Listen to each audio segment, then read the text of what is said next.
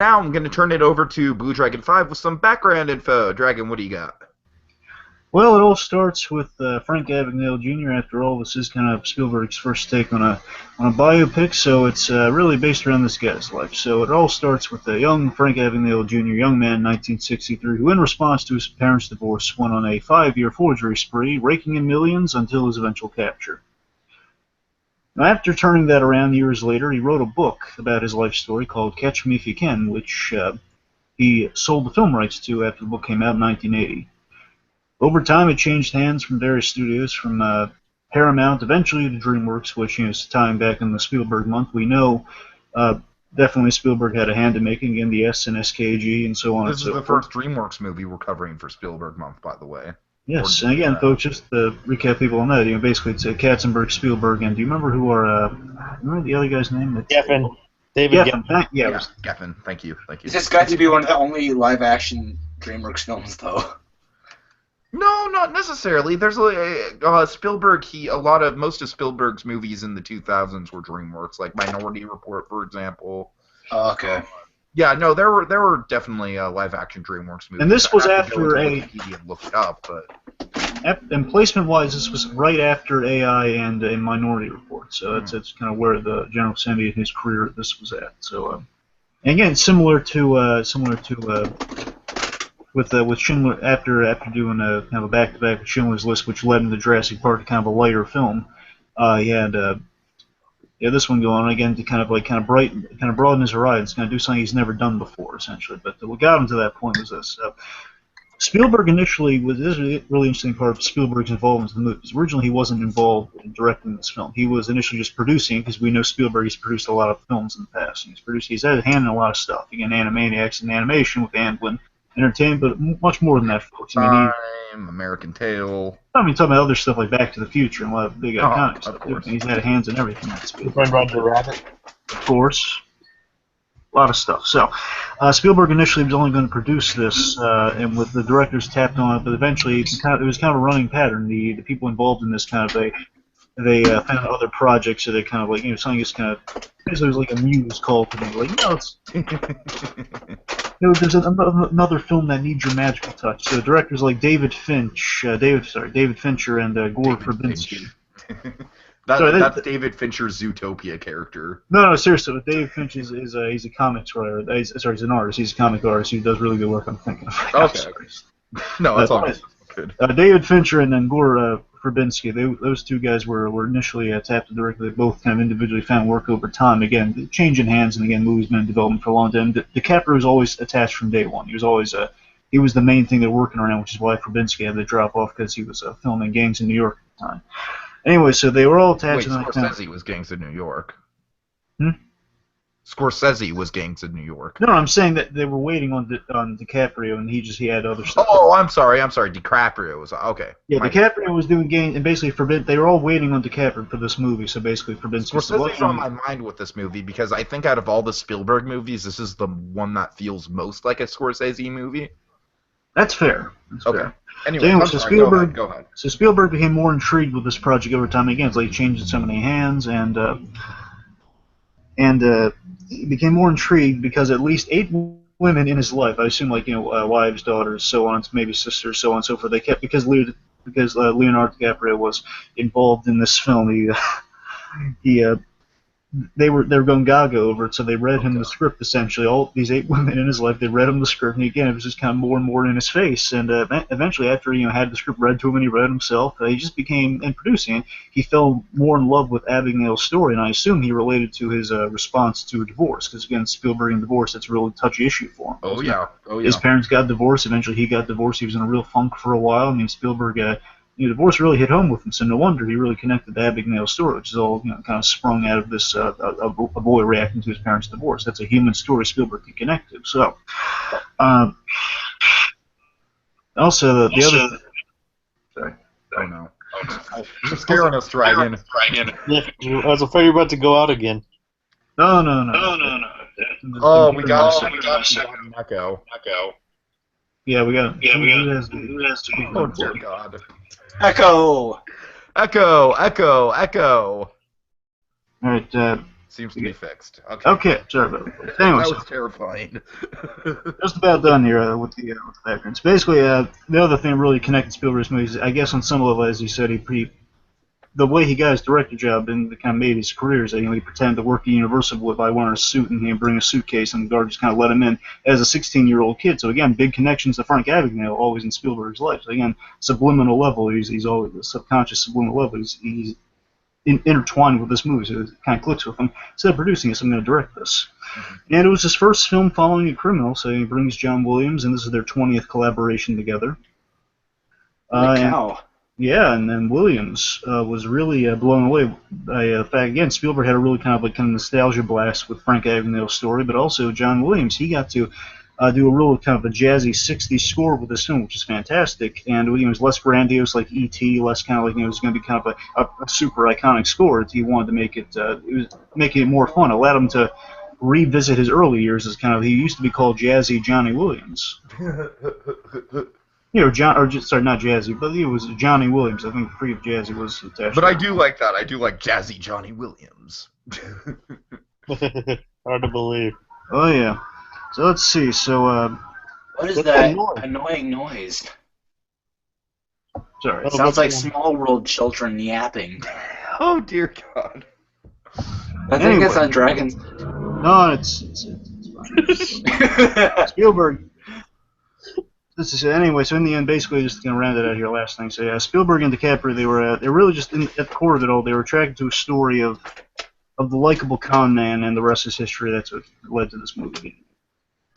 All right, so folks, we're going to do our level best to do this as a podcast that you can listen to without watching along with us. But if you want to watch along, we will make sure to try and do it as a commentary at the same time, kill two birds with one stone and whatnot. Right now, we're at timestamp right around timestamp 22 to 24. It's right as the DreamWorks logo fades to black. That's where you want to be, right when the DreamWorks logo fades to black. All right. Dragon, I'm going to put you on the spot. Plug the Movie Machine podcast. So, folks, before we get this grand, fantastic movie going, another movie you should be listening to, something movie-affiliated, the Movie Machine podcast on Not Chocolate Media. Oh, yeah. .net. Not .com. .com's it's a scam. Like Frank Abagnale, very scam. That is not a scam. That is just a fantastic thing to be involved with. I encourage all of you to check it out. It has our Super Academy pals behind it. They're riffing. They're coming up with ideas. A lot of improvisations. It's a grand old time. A fantastic podcast. Check it out. You'll love it. It has brilliant people like Jacob Gulliver, Ben Lipson, and company. It's a shifting roster. It's a ton of laughs. Again, Hot Chocolate Media. .net. All right. How do you join that, by the way? How does everybody join that, by the way? Well, just by listening to them. By listening to them, you're joining them on their comedic escapade. Okay. So you guys ready? Let's get to it. All right. All right. We'll go ahead and count up to 3. And when I say go ahead and press play. You guys all ready? Oh, yeah. All right. In 1, 2, 3, go. And the music begins. Yeah, would it be short to call this? Would it be too little to call this iconic? What? Just the short right here? Yeah, the little opening. It's definitely become iconic. Well, do you guys agree that I think it's a stylistic homage to the Pink Panther intros? Would you guys agree to that? I don't think that'd be inaccurate, Tiki. I think that's. I mean, stylistically, it does look a lot. I know it looks a lot like kind of one of the modern Pink Panther openings. But yeah, I do get the vibe of the Pink Panther. I think you're right on that. I think it's just like a standard. Got kind of like a spy versus spy vibe to it as well. Yeah. I think that's better, Tiki. I think you're right. It's kind of like the simplistic style. What's the timestamp you guys have? My computer was being 113.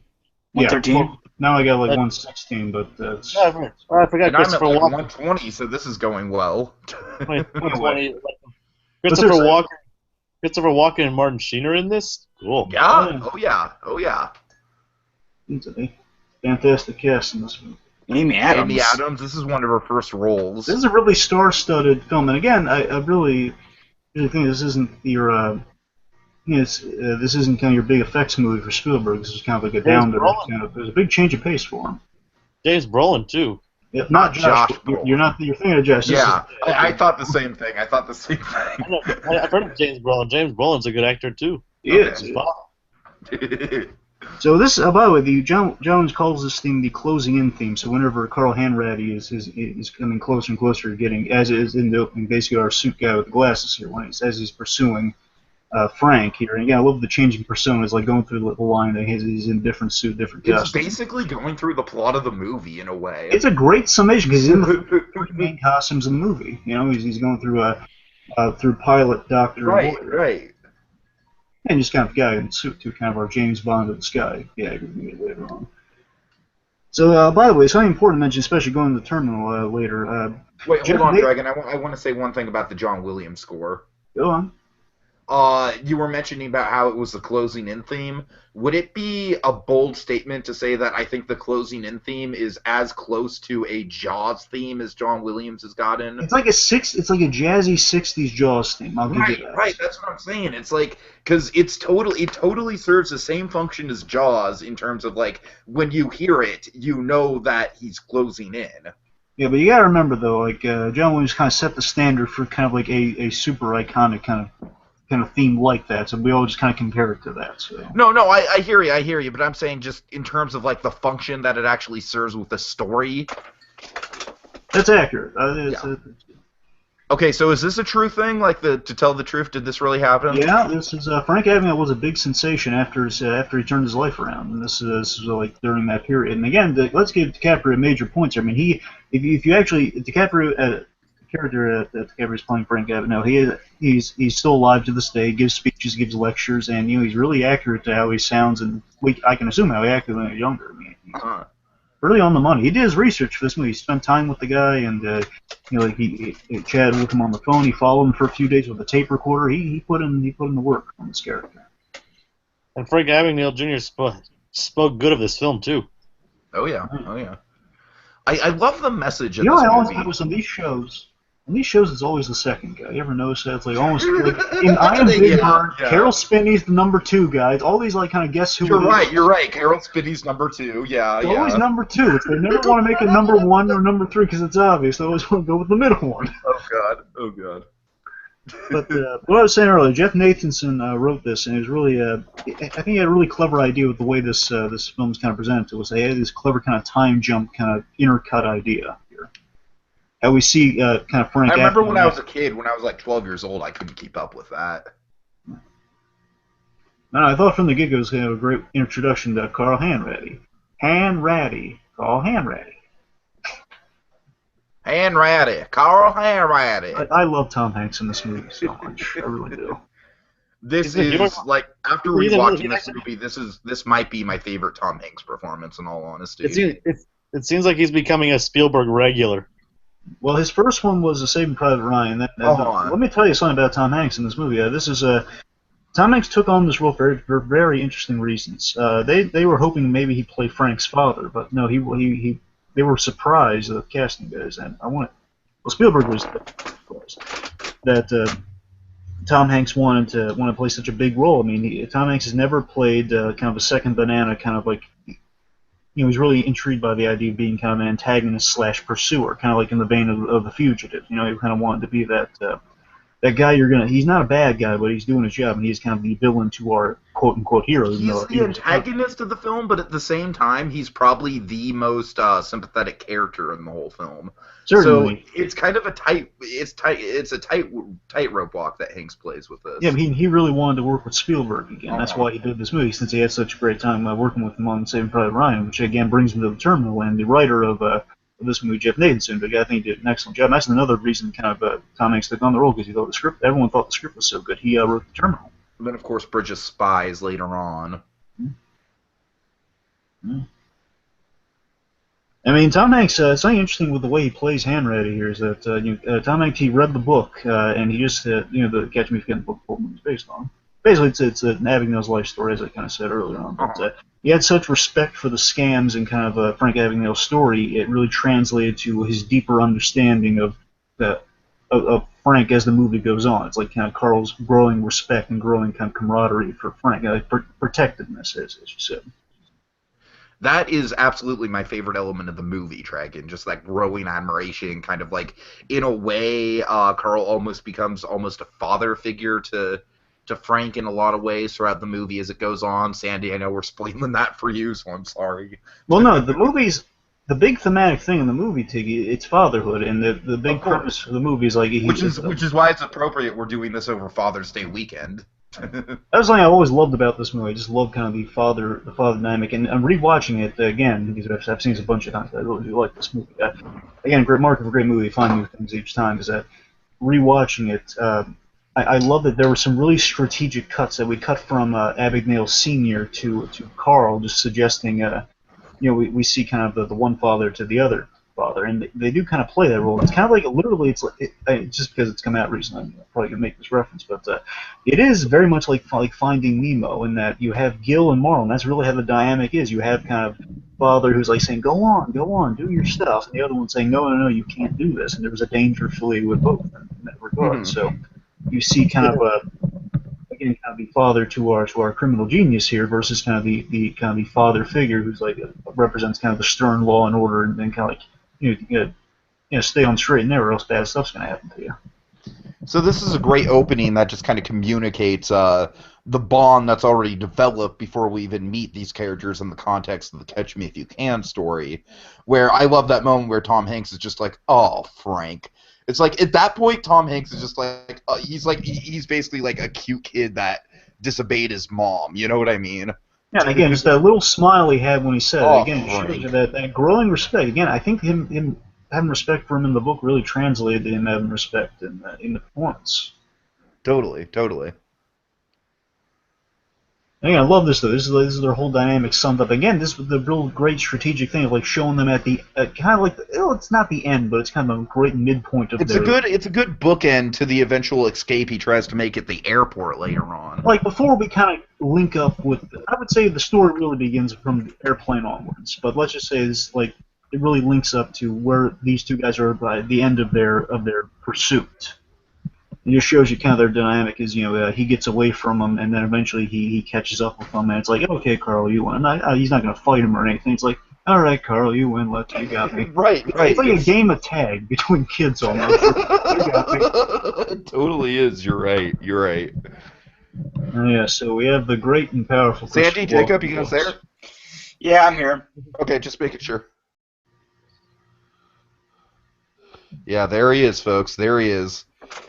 This is one of the most straight Christopher Walken performances I've ever seen. He totally delivers this without any, like, winking or nudging to the camera or anything like that. He is just, he's completely got his heart in it.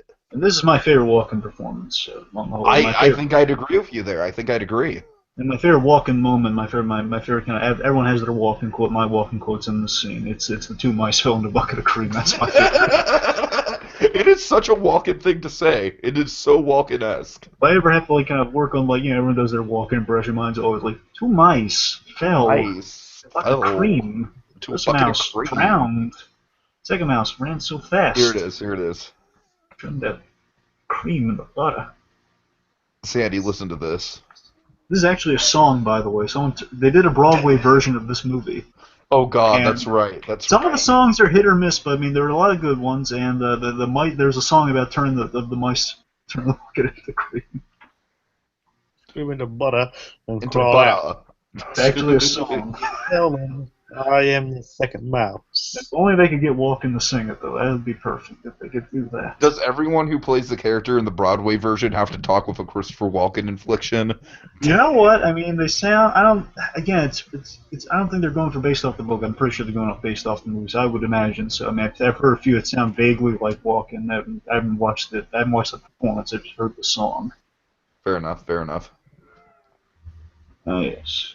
But seriously, a big reason Walken took this on Walken, he was really interesting, is I love Spielberg's take on Walken later on. The big scene, I'll point that to you later on. There's a really big Spielberg-Walken moment later in the story of making this movie. But I love in this scene, the main reason they Walken took on the movie, first of all, they really loved him in The Deer Hunter, and that's why he got the movie, essentially. It's like, oh man, we love that Chris Walken, and Spielberg had no idea they could even get The Deer Hunter.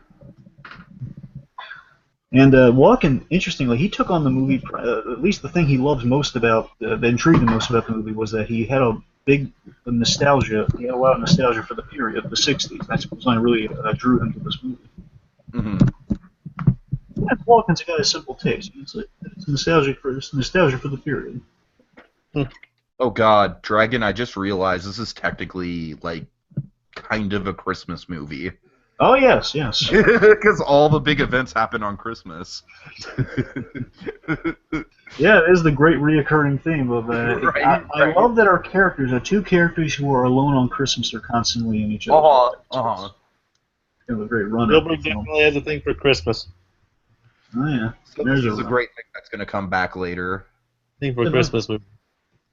Just observing the couple dancing and just. And again, To Embraceable You, which is going to come back a lot. Right, right. Well, not a lot. It comes back in 3 really meaningful places. That Walken's a chama. And again, remember that, folks. That moment's going to come back in a really sad capacity later on. Now, interesting. Even more charming if he appeared as King Louis in this movie. Oh God. Frank Jr. Frank Jr. I want to be like you. I want to walk like you, talk like you, forge fraudulent checks like you. William, the charm it's true. The charm of Walken here is absolutely great. Now you'll notice a little stylistic touch. I just want to point out because it's going to pass soon once Frank gets into the story a little more here. That they kind of have like a Breaking Bad color scheme going on here. So Janusz Kaminski, who's Spielberg's regular cinematographer, has worked on a bunch of movies, and there's excellent cinematography in this film. You'll notice kind of a thematic color scheme here is the film gets more colorful with Frank's scams, and once Frank kind of gets into his own story here, like the more success he has, the more colorful and bright the world gets. But in the beginning there, it's a little fog, it's a little more kind of muted colors, like a lot of browns, a lot of greens, and like later on in the movie when things go south for him, like in the very end of his kind of his spree, things get really, they harken back to kind of the browns and like a really less colorful environment. Yeah. Must have slipped right off your neck. I love this though. And this is one of the great thesis statements in the movie, and this is based off of I don't know if it's in the book or not, but Abagnale's said it's based on I guess he and his father came up with this, but it was that if you're not somebody, nobody cares about you. That was the main philosophy of the book and just on the story. Again, I love that they translated that to this kind of great reoccurring pinstripe line, because I think it's more relatable to Carl. You know, it's like it's kind of your everyman New Yorker sort of thing. It's basically people look. If you can manipulate what people see, you can manipulate them. If you just people go for like what they inherently know versus what they can observe, or you know what I mean. Yeah, it's kind of like your sleight of hand illusion to people. You show them something they know inherently, and it's hiding the truth underneath.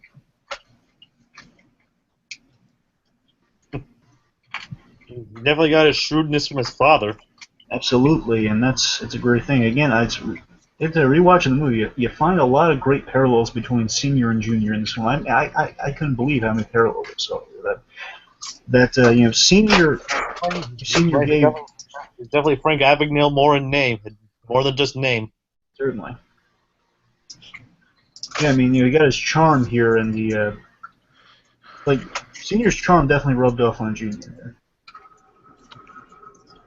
Like you'll notice in this scene here, it's as he's talking to the banker, he's just trying to he knows how to kind of schmooze him to get the door open, but you see he can't quite close the deal here. And the reason for that is the fatal flaw of Frank Abagnale Sr., which eventually will be Frank Jr.'s flaw, is that Senior is almost like a gambler. You know, he lived for the action and the thrill of the scam. He kind of having a big life, a nice house. He wanted to have like kind of wanted the best for his family. Again, a noble pursuit, but in the end, like any gambler in Vegas or any place, in the end, his luck always ran out. Why? And again, this led to why he later on will tell. He never tells the house Frank always wins, Frank, like Vegas. Yeah. Again, it leads to why he never tells Frank Jr. to stop. He never tells him to stop, and again, despite Frank Jr. Exactly. Right. And again, it's like you'll notice through points in the film, like the big difference between the father and son here is that again, Senior is always in denial. And that scene right now, like he's selling everything he owns practically. He's trying to make the best of it. He's saying, well, the house was big. You don't need to clean that much anymore. He says, he's making all these rationales. Again, he was in denial, and you'll notice Frank, even at his lowest points, he realizes he's at his lowest points. He fully knows his circumstance until the very end, where again he kind of goes fully off the deep end like his father. Mm-hmm. And in real life, they did do. There were liberties taken, like with any movie, like Saving Mr. Banks or something. They did have to change some things to kind of make a compelling story, which you can't fault them for. They were very accurate to the book. Let's not lose that in any of this. I believe it. According to Abagnale in real life, his father was a very loving man. He'd kiss you goodnight. He'd always come home for dinner, that sort of thing. He was always there for his family. But the main change from reality to the film is that he keeps in contact with his father, where he in real life he kept in contact with his mother. So that they switched really? Oh, wow. So basically, he never saw his father again. Like in the movie, he never sees his mother again. He wrote to his mother in real life. I don't know if he visited her, but he wrote to her, and never saw his father again. But I think it's pretty obvious that the reason Spielberg changed that was because of the whole fatherly angle with the Tom Hanks character and how that's going to mirror the fatherly relationship we're seeing here. And another reason that might become maybe subconscious or not is that Spielberg had issues with his father too. I mean, until he became a father himself, Spielberg he always resented his father for the divorce. Sure. I mean, there might be a little more, maybe some other reasons at play too. Well, you're right though. Story-wise, that's probably the comment. Yeah, story-wise, it absolutely makes sense. I love how poetic this is. That first of all, I love the sadness Walken had with that line, "To the moon." It's like the little additional, like the last "to the moon" has such sadness behind it. I mean, Walken is such a good actor, he really is. Like we all kind of joke about Walken. It's like, oh, he's so quirky. He is quirky, and that's why he's a brilliant actor. But still, he can deliver those moments, like the little subtle moments you never think of, his little changes. But oh boy, yeah, it's a lot to him. But I love how poetic the scene is, where he hands Frank. It's like his big fatherly contribution to Frank Abagnale is handing him the most powerful tool in his arsenal, the checkbook. Oh yeah. And again, it's kind of like that thing with fathers. I guess I'm getting a little sentimental because of Father's Day. Like you always want your father to kind of give you the tools of survival. Like, will my kid make it in the world? It's like the only thing he can give him is like, hey, you're a member of the club now. You're a member of the elite. This little book of 50. I've given you 50 bullets for this awesome gun. So I do remember in the theater, this little bit did kind of catch me. I was like, all right, I see where this movie's going. I don't know. His con life begins. Yeah. I love how confident he is. He's just like, all right, I'm going to do it. I'm doing it. Confident. Now I got another little alteration. Is that he did pretend to be a teacher in his that was one of his identities. Only it wasn't as kind of seamless or as kind of like interconnected as it was here. Basically, it was like after the third persona, I guess he became a teacher for a while instead of like being right out the gate as a 16-year-old kid pretending to be a teacher. But it was what he did here, and they don't say in the movie. It's kind of implied in this scene. Is that the way he got away with being a teacher for so long because he just read a chapter ahead of the students. Right.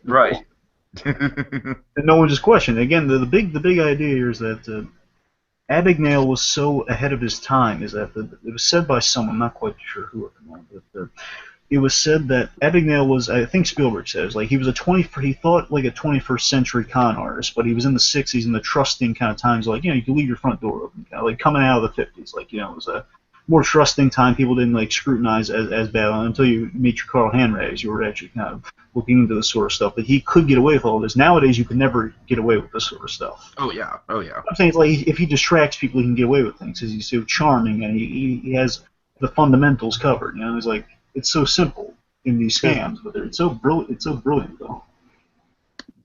Plus the probably his looks didn't help either. It didn't help a bit too. Get away with life. Does anyone else feel horrible for that substitute? By the way, I do feel really bad for that substitute. Poor lady. Tiki, is there any way to turn the commentary volume down because I can't really hear the actual movie that well over all the talking? I don't think so. No subtitles? Oh, I guess I could do that. Yeah. Subtitles. Let's put it like really low and then subtitles. That's what I'm doing. It's something. Mine's muted with subtitles. I love this too. The idea he didn't like abuse his power as a teacher, just like he wanted to go to like a French bread factory. He was like, right. He legitimately wanted to enrich the classroom experience. And also, it does connect to, again, this is going to connect to our third act, too, where kind of he's heading to France in many ways. The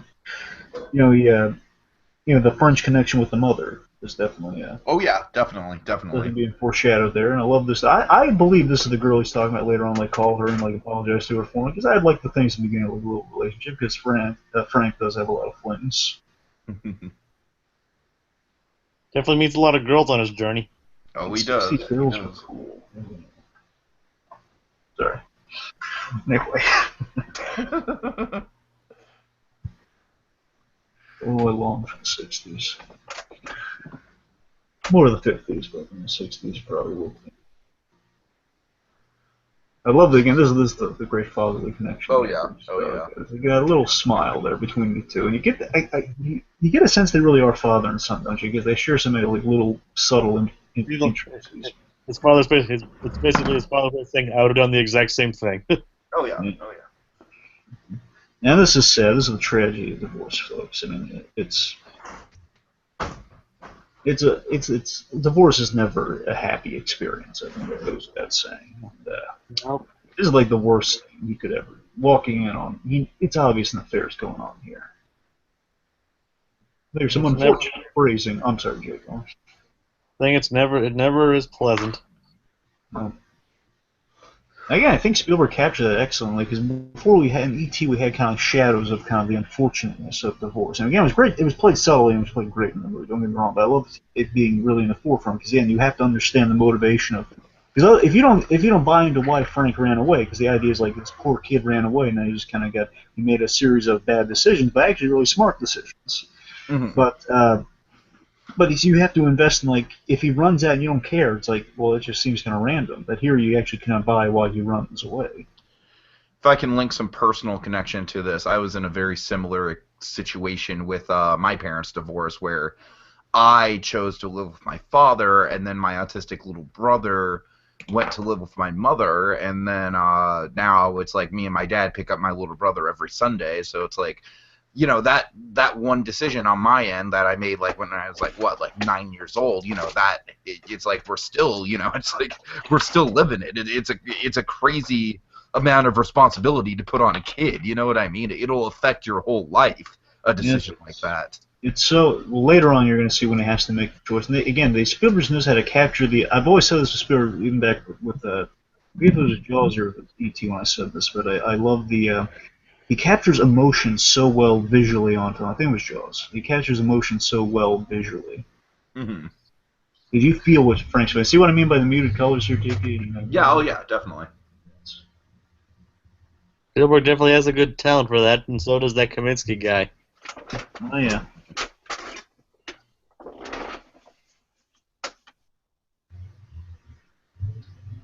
And by the way, just our little Mary Brew '70s directors here, Spielberg called in a favor with Brian De Palma, the director of Scarface, to cast Frank's mother here. Right. A little fun fact, that's all.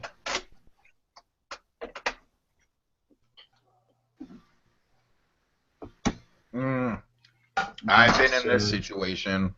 You know, trying to again. This is kind of funny in the granted. It's like I've been there. It's like a really bad, obvious con on the mom's part. He's showing the difference between the parents here. Where Frank Senior, at least he's a lot better at kind of the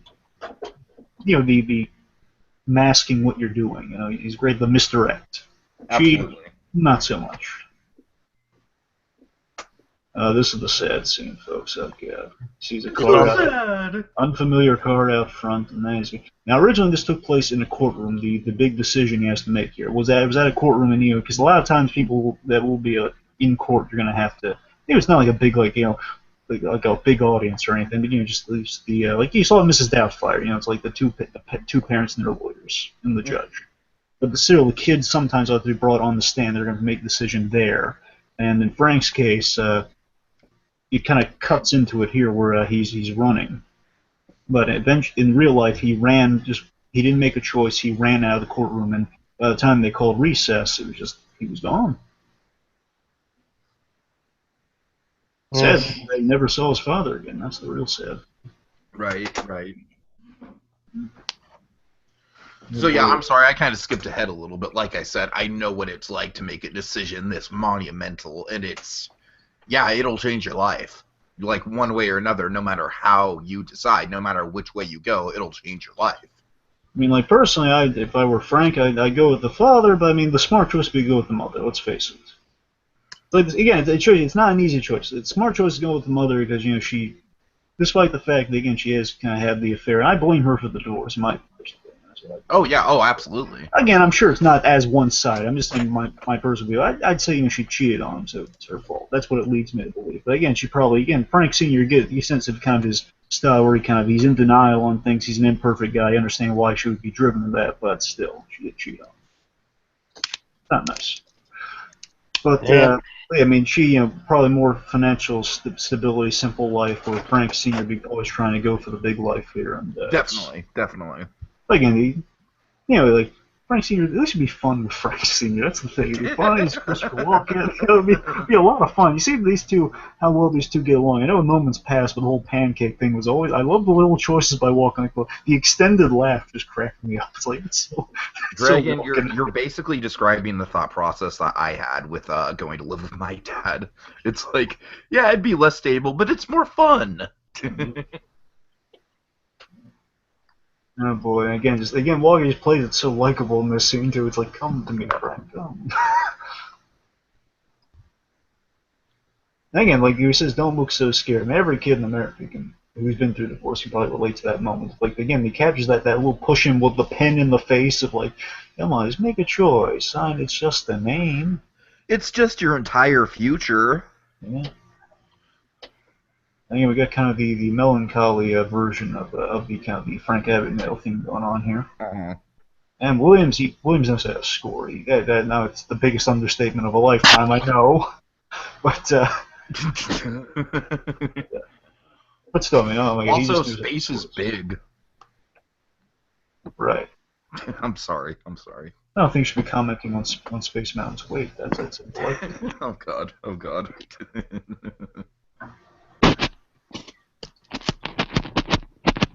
So again, he runs away from.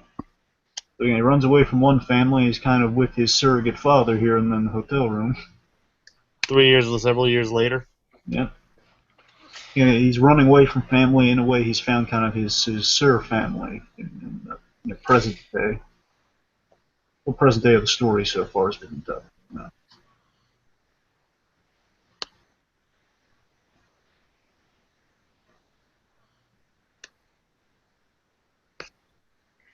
Go home. Yeah.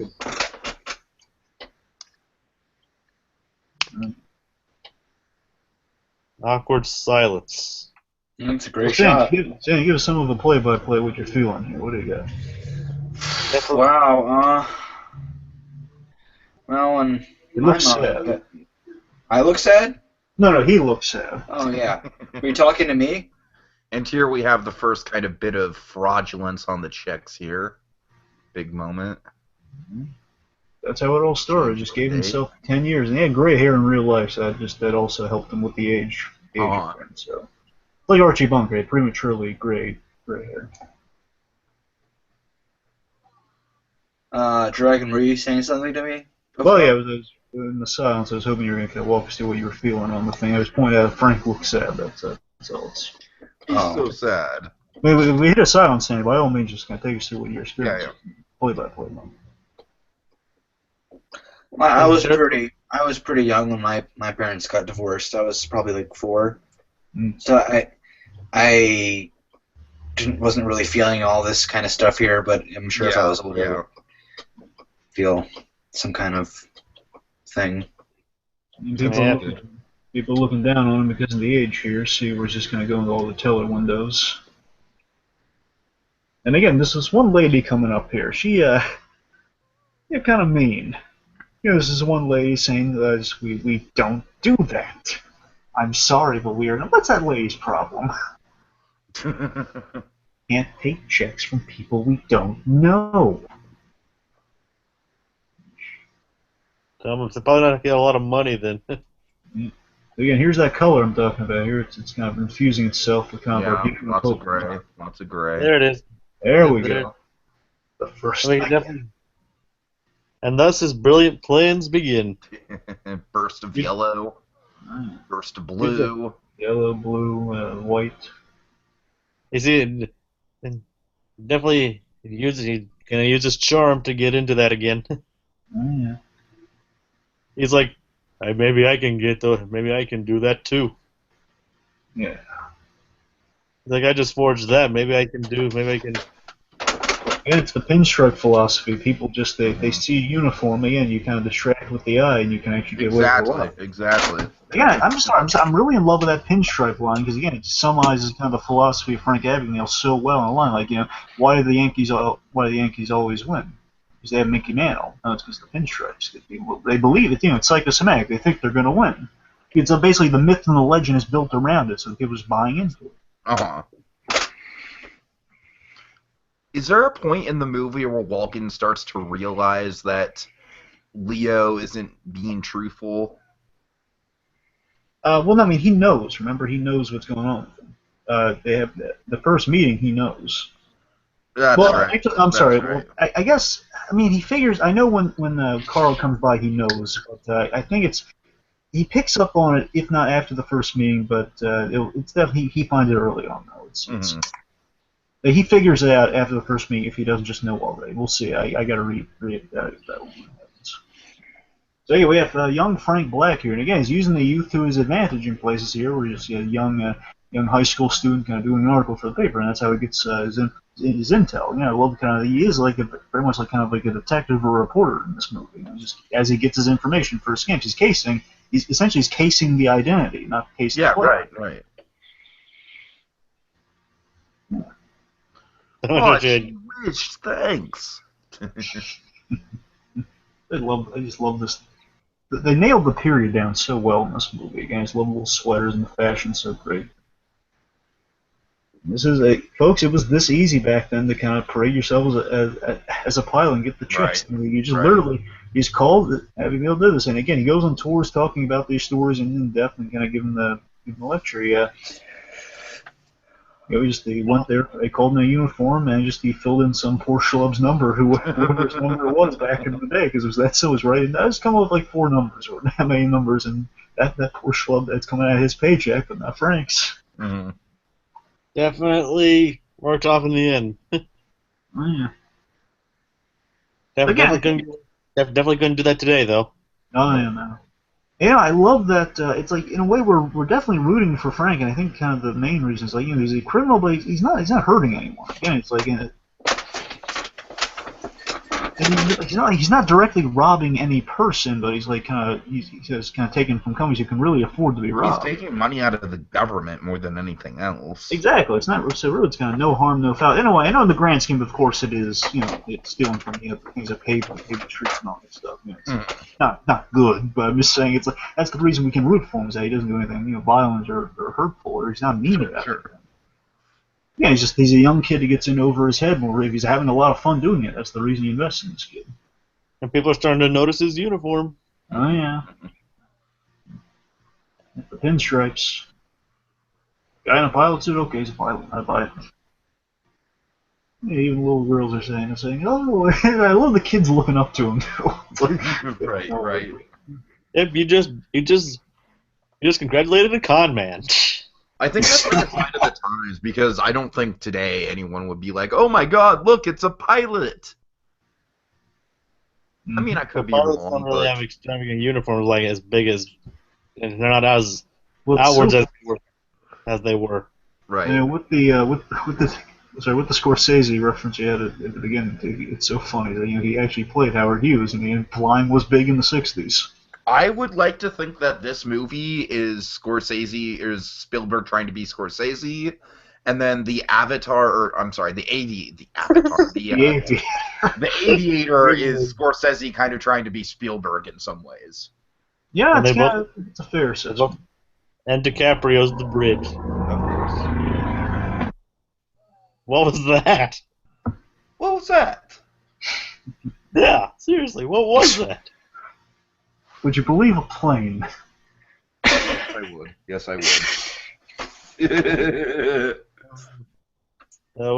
Okay, so let's see. Oh yes, I love this. This is my favorite part of the whole movie. My favorite idea in the whole movie is the sequence coming up where I've bored Tiki to tears about this in the past. But the only way I can describe it is I kind of just read. I think I found some of the words to kind of describe it.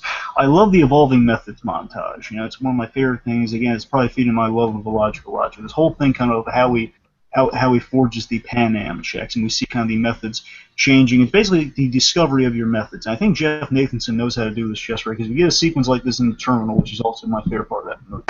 It's just the simple idea, but it's like this. It's it's this clever survival logic. That's kind of the only term I can really use. It's how you survive. It's how you kind of get by. But it's like this. It's clever idea that you get to see. It's so simplistic. It's like an elbow grease. What else has Jeff Nathanson done? Well, I mean, let's just say he doesn't have a glowing record of movies. I'm just saying Spielberg movies have been great, though. I mean, he's done a lot of sequels. And again, I don't want to get into debates with him whether these movies are good or not, but it's you know, he's done a lot of sequels. Movies ever? I don't want to. Don't put me on the spot like that. I don't want to tell you. It's gonna. If I tell you, it's gonna influence your view on the guy. No, tell me, God damn it! I'm just kidding. Wait, seriously. I love that shot of the plane in the back. Yeah, that is my favorite shot. There's the whole sequence, Jacob. All those planes on the top. That just embodies what I love about this movie. And it's like the. It's like the elbow grease intricacy of it, you know. Mm. I'm sorry, elbow grease ingenuity. That's what I mean. Sorry. Yeah, totally. I love how he's just like thrown into terminology that he's not familiar with. Just kind of goes with it. Again, that just shows from the guy. That just shows he's in over his head. Mm. He's in over his head, but at the same time, it's like every time a situation like this comes up, he finds a way to get out of it. Like, my personal favorite scene in the movie we'll get into later is the scene in the hospital where he actually has to do some surgery, quote unquote. I love that scene. He's adaptable, that's for sure. Right. Yeah, he's so clever and adaptable. Yeah, I guess it's just like. Yeah, of all methods, it's almost like a Nathanson Spielberg special, you know? It's like it's in all their collaboration to have a moment like that. Yeah, I can see it.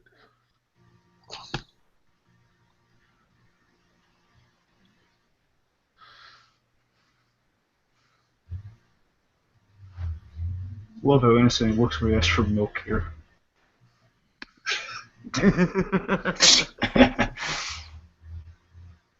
Again, considering what happens with this girl that's shot, framing is probably appropriate. Wow. You can tell he's never flown before. Mm-hmm. Again, it was really strategic that he didn't, he went with like co-pilot or Deadhead specifically. And again, that Deadhead was like a luck of the draw thing. It's co-pilot, he would have been a lot of danger. Again, he's been using the term co-pilot. So again, right now he's writing to his father that he has become a pilot. So as far as his father knows, he is a pilot at this point. But again, he may suspect something going on here. So I think later on he thinks he's an actual pilot, but the rest of the stuff he catches on to. Okay, fair enough. I think we'll see. So again, Marcy, right? And now he finally got the necklace. There's a little bit of an ambiguity to it. Well, again, I gotta see how it plays. I don't think it's ambiguous though, because we know when Carl sees him, he knows absolutely. Okay, fair enough. And now I love that he finally got the necklace thing to work. So again, I love that his father is still kind of seeded throughout the movie. The ideas of the father, like little tricks, so he's picked up a lot from his father.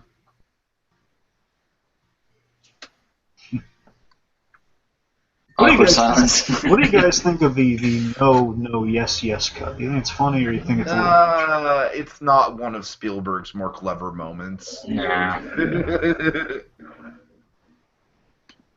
Look, I don't have a big problem with it, but I'm just saying, like, it's not. I don't think it's a great gag. I'm just asking because always, like, when I saw it with, like, kind of the general audience at times, it's like they get a laugh from it because they think it's so silly. The modern day, your high school kids. Like, when I was in high school, I watched this in my forensics class, and they laughed their heads off at the no, yes, yes.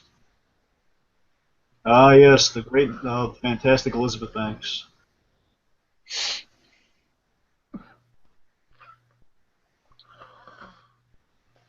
Oh yeah. Oh, I love that Elizabeth Banks. I love that she does serve a really great, serves a really great plot point here, where she walks him through kind of all the little intricacies of the check.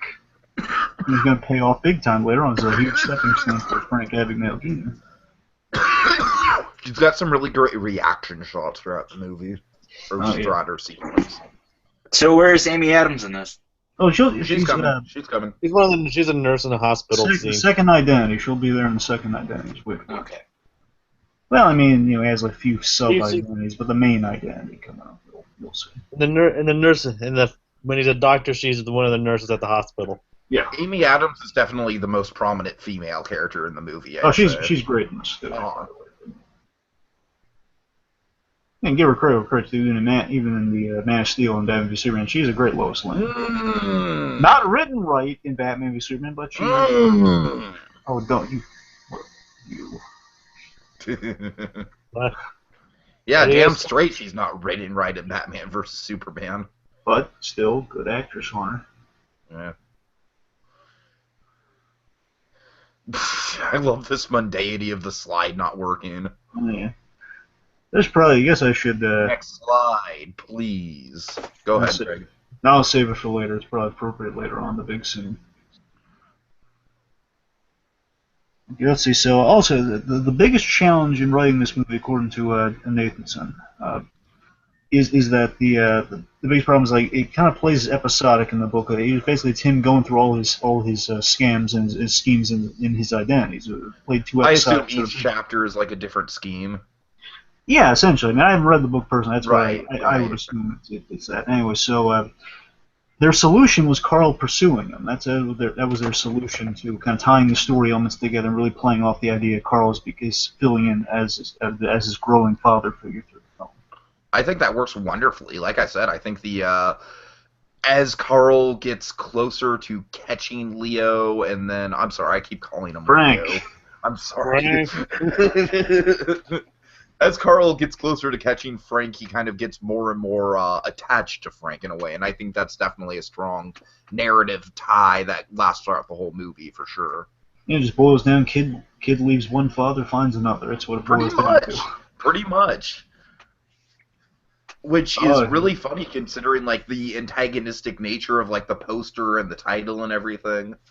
It's like it really makes the title kind of be more like a playful, like, catch me if you can, like a Bugs Bunny kind of thing. You know what I mean? Leo DiCaprio as Bugs Bunny. Oh, I want to see that. Now that's the movie you should have won. And Christopher Walken as Elmer Fudd.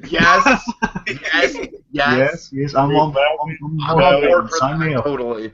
Sign me up. I'll pick it now. Be very quiet. I'm hunting rabbits.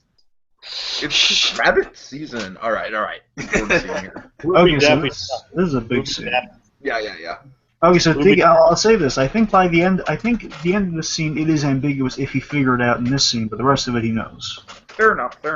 It is ambiguous, like because I wish I would have had a chance to like rewatch this movie after I watched it a second time, but I didn't. So there's still some intricacies of it that I want to pick up. Basically, he calls back the pinstripe line without, in not so many words, where he says everyone's looking at you. That implies that he knows. It's hearsay, but why would he point that out to him unless he knew that sort of thing? But then again, he could just be saying, you're a big shot now, so people are going to talk about that. So it's whether he knows you're a big shot or you're pretending to be a big shot. Fair enough. Anyway, so this is a big Spielberg Walken moment here. Actually, Spielberg has a really profound quote about Christopher Walken. I just thought it was really that I'll mention here that he was really surprised what Walken's about to do here, where he has this really wonderful this moment where he just kind of he he gets choked up and he kind of weeps, and that wasn't in the take. That was a Walken improvisation. I believe they shot like 2 takes, and on the second take he did that. And just, Spielberg was so impressed. He said he was like, you could see him like on video footage, just like telling Walken, "Oh my God, Chris, that was so good." He got, like Walken practically apologizing for it. Even. He was practically apologizing for it, and Spielberg said, "No, seriously, what you did was great." And then he had here's the profound quote Spielberg had of Walken. I think it's the most fitting thing I've ever heard about Walken. He said, Chris Walken doesn't know. I don't think Chris Walken knows what he's going to do when the camera starts rolling. He has a muse in his life with many personalities. Right. Again, it's fitting Chris Walken. He probably doesn't know what happens when he has like all these different choices in his mind already. Like Batman with like all the contingency plans. He just walks in there and he's like, I think like his inner monologue says, "Chris, let me think. What's appropriate in the scene? I think you get choked up. It's gonna help the scene." And did. And it was up for the award, but not really. But I should have been. And I don't know if he was nominated for anything. Walken always deserves. I don't think Walken has ever been nominated for an Oscar. They should just make the walkie. I think Walken has been nominated for an Oscar. Yeah. They should create their own award for Christopher Walken called the Walkie. I'm actually looking it up now. All right. Again, like right here when he breaks down like the 6 ways recounting meeting his wife. Again, I love this. What do you guys think of this runner of? You guys haven't seen this movie a lot, but. Okay, so I'm sorry. He won for The Deer Hunter, and then he was actually nominated for this movie. Okay. Yeah, I was actually about to say that. Yeah. Oh, cool. I beat you to it. Ha ha ha ha. Anyway, so this what do you think of this runner of a meeting? The Frank knows the story of how his father met his mother. Like he knows it like the back of his hand. He always will kind of complete the story for him, and that's like a big thing. Which again comes back in the third act, like that going to that village, that little French town where again Frank is. Yeah, it's fine. I mean, I don't really have any strong opinions about it. I think it works its way, like you said. It's a good foreshadowing to the third act. Yeah, I love again. It's like these two have heard this story so many times, they completed it so many times, and then Frank Sr. is in denial constantly, so he won't admit that things probably won't work out. But he's so hopeful for it, it moves him to tears just recounting how much love he has for this woman, even though deep down he'll never admit it. That he wants us to work, but it will never work out. He knows this on some level, but he's in so much denial. He breaks down in tears of the realization in the back of his mind. That's a clever move. Okay, I love this scene. I think if this was like the introductory scene to Carl, it would have been perfect, honestly. Not that it doesn't work within the context of the movie. I can just picture this being an intro scene. I love the sunglasses. This is honestly one of my favorite moments of the movie.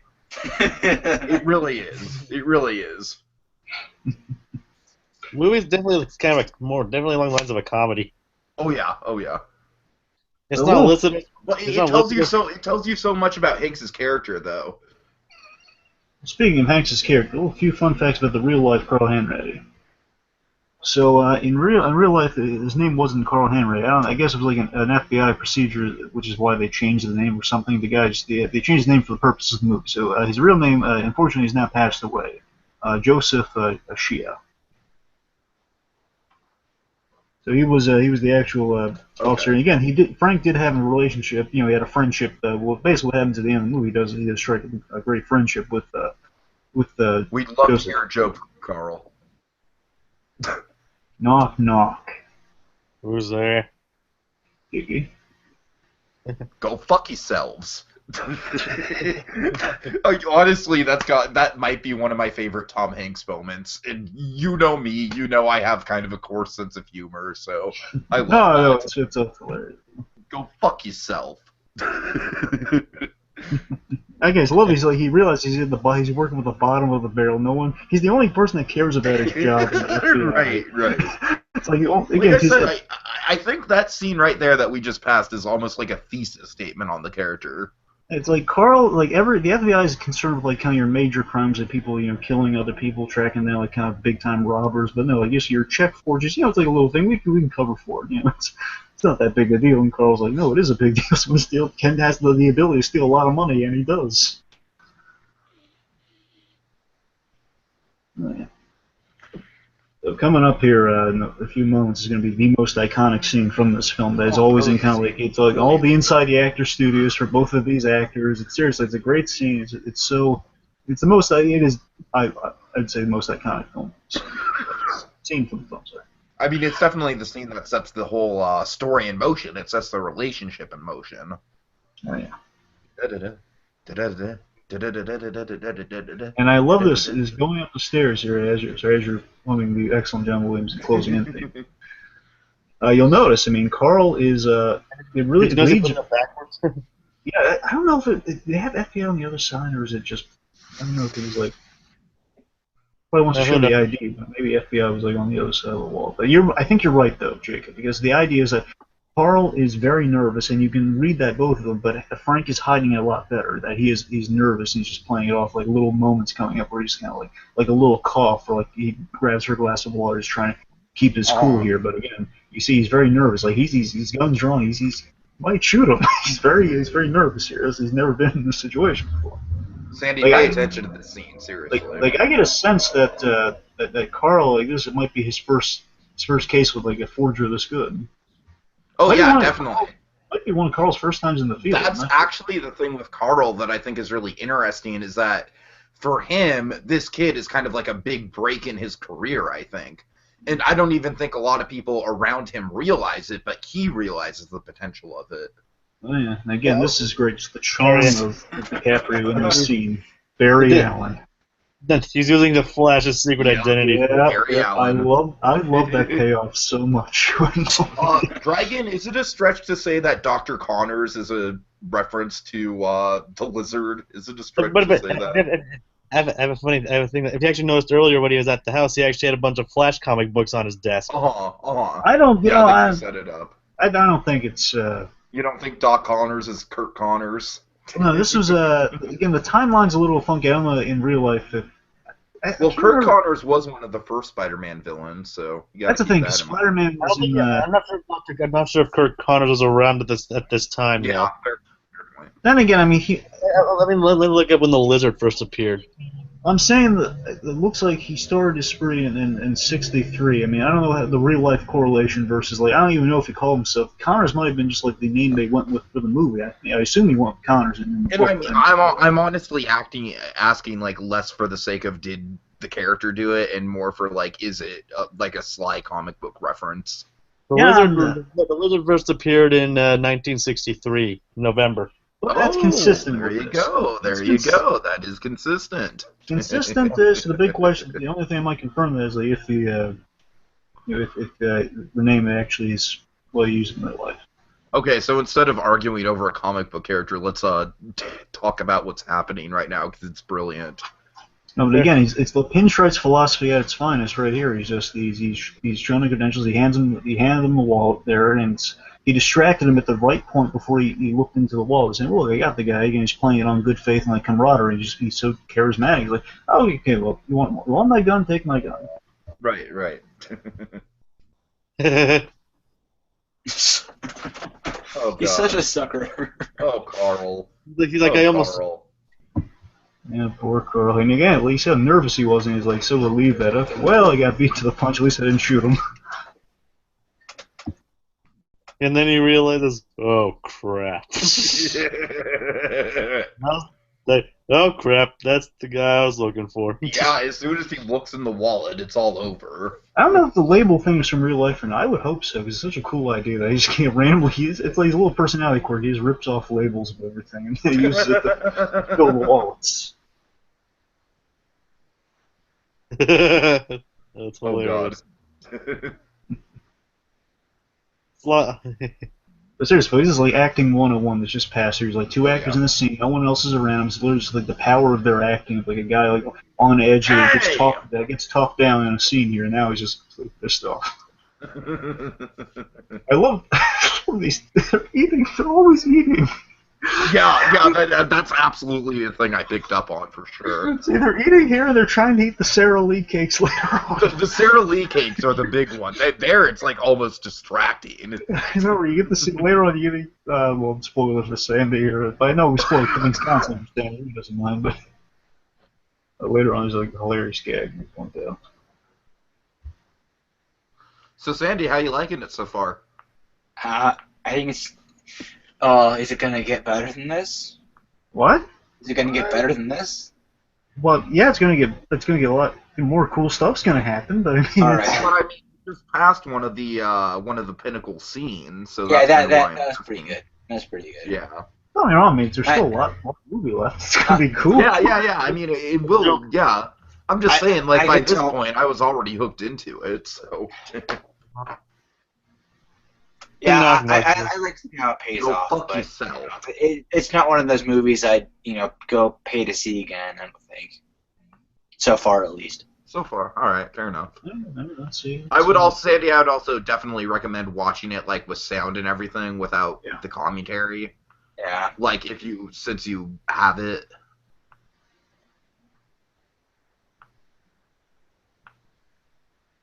Yeah, coming up here we have the famous now. As much as I do love this movie, there is a scene coming up that, again, I think it's fine. I don't think there's anything wrong with it, but they absolutely could have deleted it. And originally that was the plan, to delete the scene coming up. The James Bond of the Skies thing is great. Don't worry, all the Connery homage here that come up is going to be fantastic. But the scene following it, little celebrity cameo. Yeah, they could have gotten it. I'll explain that when it comes up. Just, this is all great though. I love it again. I forget if Williams was able to rescore the John Barry theme, or they just used the direct John Barry theme. But this is great. There's a Spielberg shot here. It's like a fancy pulling out a lot of light in the background. Very Scorsese-esque too. You're right. That's what I'm saying. Goldfinger. Oh yeah. I love that he uses Ian Fleming's name as his alias too. By the way, so I mean, there's a lot of side aliases in the movie. There's like a big three, but yeah. The Aston Martin. God, I love such a cool car, guys. Finn McMissile, actually.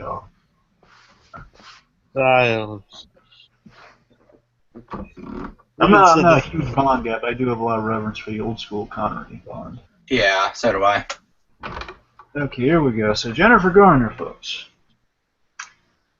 So she was shooting Alias at the time of this, and it was a big deal. So it was she was in the neighborhood essentially. So we need like the breaker for the call girl character. So let's get Jennifer Garner. And definitely quite a different character than her one in Alias. Yeah. Yeah, that's for sure.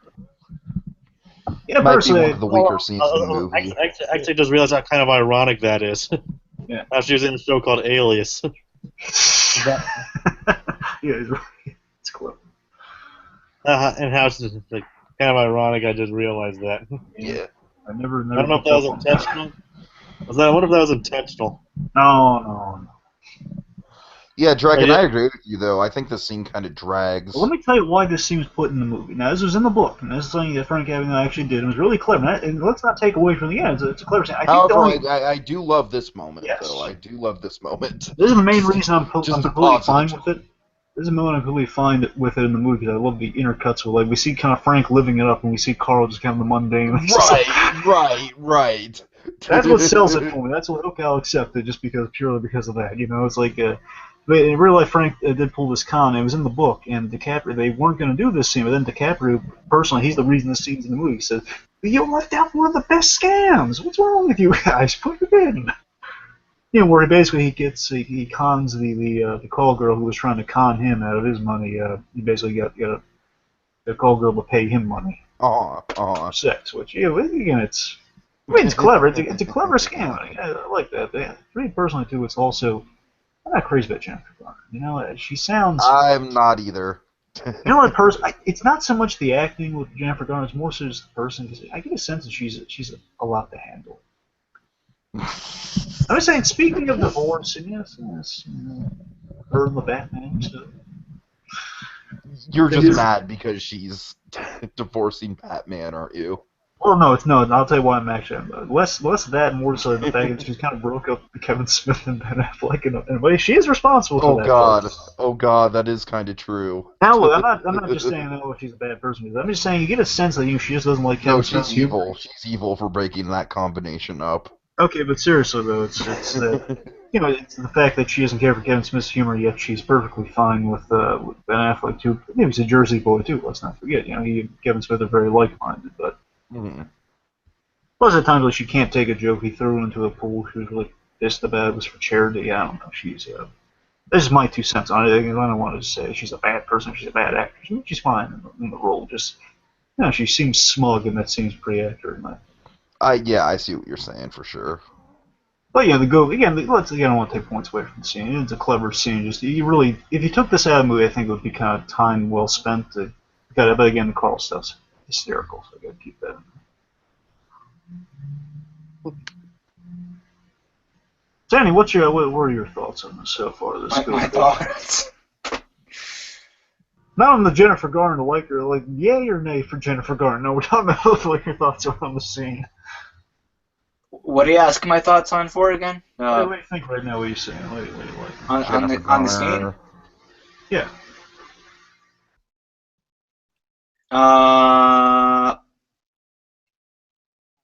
I don't know. Good answer. Oh, it's fun. It's fun. I'm curious why he's trying to be James Bond, though. Why is that? Well, because he actually was kind of nicknamed the James Bond of the Skyways. After basically he had to change. This is the reason he had to change identities, because he was starting to be known as, like, there was a pilot who was, because Carl saw his face, and Carl's on his case, and he's like put the word out that okay, the checks are coming from Pan Am, so there's a lot of eyes on the pilots who are on the plane. So he had to change identities, and he just kind of went with it. Again, it's the idea that he's a kid living it up. It's like he's having a lot of fun with it. And it's calling him James Bond of the Skyways. He's having fun with it. I love this stuff. This lady doesn't apologize or anything. No, she doesn't. It's like that scene in Spider-Man. Yes. Spider-Man 2. Yeah. Does belong there? I gotta tell you, grabs it. That's rude. Come on. I love it. He's pulling out yet another picture. Again, that's the great dichotomy. Frank's living up like a young person on the move here. Just poor Carl. He's just still your average Joe's doing the right thing. We love him for it. And I was going to bring this up, but this is before we had I had my little jaws revelation. I've been saying this for a long time. Before we found out we could actually get A-list actors like J.K. Simmons or Ben Affleck or Will Smith in the DC movies, for the longest time, my big celebrity pick, I never in a million years thought would happen, has always been Tom Hanks for Jim Gordon, because of this movie. Oh, I could see that. Yeah. Purely because of this movie. I mean, the scene you just saw, Tom Hanks with a gun on his holster, going to a laundry machine with the big old glasses. That's kind of rings true like a Jim Gordon moment. Totally. It's like kind of our lovable sad sack character. Again, it's purely because of this movie. Tom Hanks is always like kind of classic American. With the idea you'd never be able to get him, but apparently now that might have been a possibility because we get J.K. Simmons and all sorts of great actors in the DC movies. So this is the first Christmas conversation that these two have. Yes, and I love this though. So again, Frank is unlike his father here. Frank's ready to throw in the towel right here. He's realizing, okay, well, he's on my case, and he's getting real close. I mean, this James Bond thing is not going to hold water for a long time. So, I mean, I'm more than prepared to kind of move on to this, kind of keep it going if I have to run. But, I mean, I'll meet face-to-face with him. Yeah, I love that Frank does genuinely feel bad for kind of making Carl look bad. Uh-huh. Yeah, a friendship is actually forming here. And again, I'll try to be sparing with the Jim Gordon stuff. But the main thing I do love about this conflict, though, it feels very year one Batman Gordon in that. When they're not fast friends, when they're kind of pursuing each other, even though he doesn't want to pursue them. It feels very much like the year one Gordon pursuing Batman, as the Globe tells him to. And it's like this scene here where, again, Carl kind of laughs at me. Again, it's Carl's own folly in the scene, which I love, that, Frank is more than willing to actually kind of meet face-to-face with him, probably turn himself in. With other choice does he have. And he leads him to the exact hotel before he flies somewhere. And Carl, just because of his own humor, says, no, you're not getting me again, kid, no. But you want me to look foolish there. And again, Frank he's being very honest, real genuine here, but I love this, though. This is their conflict, and this is what Carl has over him, is that he knows that, yeah, you have no one. I'm your only friend here. That's hysterically sad. Then Frank just hangs up the phone very abruptly. Because again, that's Frank. It's pushing Frank's buttons, you know. Because you got to remember, he doesn't like being alone. He doesn't like the fact that he's kind of alienated his family, and that divorce thing's going in strong there. And as we get to know Carl, we'll learn he is divorced. And again, that 3113 there. He was telling the truth. Yeah. I love this scene. This guy, he's been in Men in Black too. This actor is coming up. There's a young waitress in that. Sorry, young waiter. Who does he play in this? In Men in Black? He's like kind of like an alien performer. He was one of the bird. He was the bird guys in Men in Black 2, and he was also like out inside the mail machine, like throwing the letters with the cigarette. Oh yeah. Yeah, it's kind of like he's a kind of a creature suit actor. Coincidentally, also Spielberg, an executive producer in Spielberg, Men in Black. I love this idea of the whole Barry Allen revelation. I'm surprised no one has like done like a little fan edit with the Flash being as popular as it is of the scene coming up here where we're in the phone booth here. So, yes, his name. I'm looking for Barry Allen. His name is Barry Allen. Like Barry Allen is the Flash. They've never. It's like a random cut of like, and you never knew this. Iris West has some competition in the newsroom. It's actually Carl Hanratty. You can tell he has no idea how comic books work. Nope. Why New York? The Yankees. He mentioned the Yankees. Yeah, very smart on Carl. He's putting the pieces together. He's a young guy, and he's reading comics. So he's probably a kid, and he's from New York, which implies runaway. So. And he knows from that phone call he has no one around, so he's probably alone for the holidays, implying he's run away. Oh God! Okay, here we go with the Sarah fucking. Look at the little thumbs up. Of these guys are so hapless. You know, the big one in the back just gave a thumbs up, like, "Hey, we're going in." Talk about pleasantries, Dragon. Oh God. But yeah, right here, I love. So as she's offering Sara Lee's are on the table, I think. Look at what Carl's about to do here when one of them reaches for the Sara Lee, or at least the one next to him reaches for the Sara Lee cake. Coming up for it. He's so distracted by what he's about to do.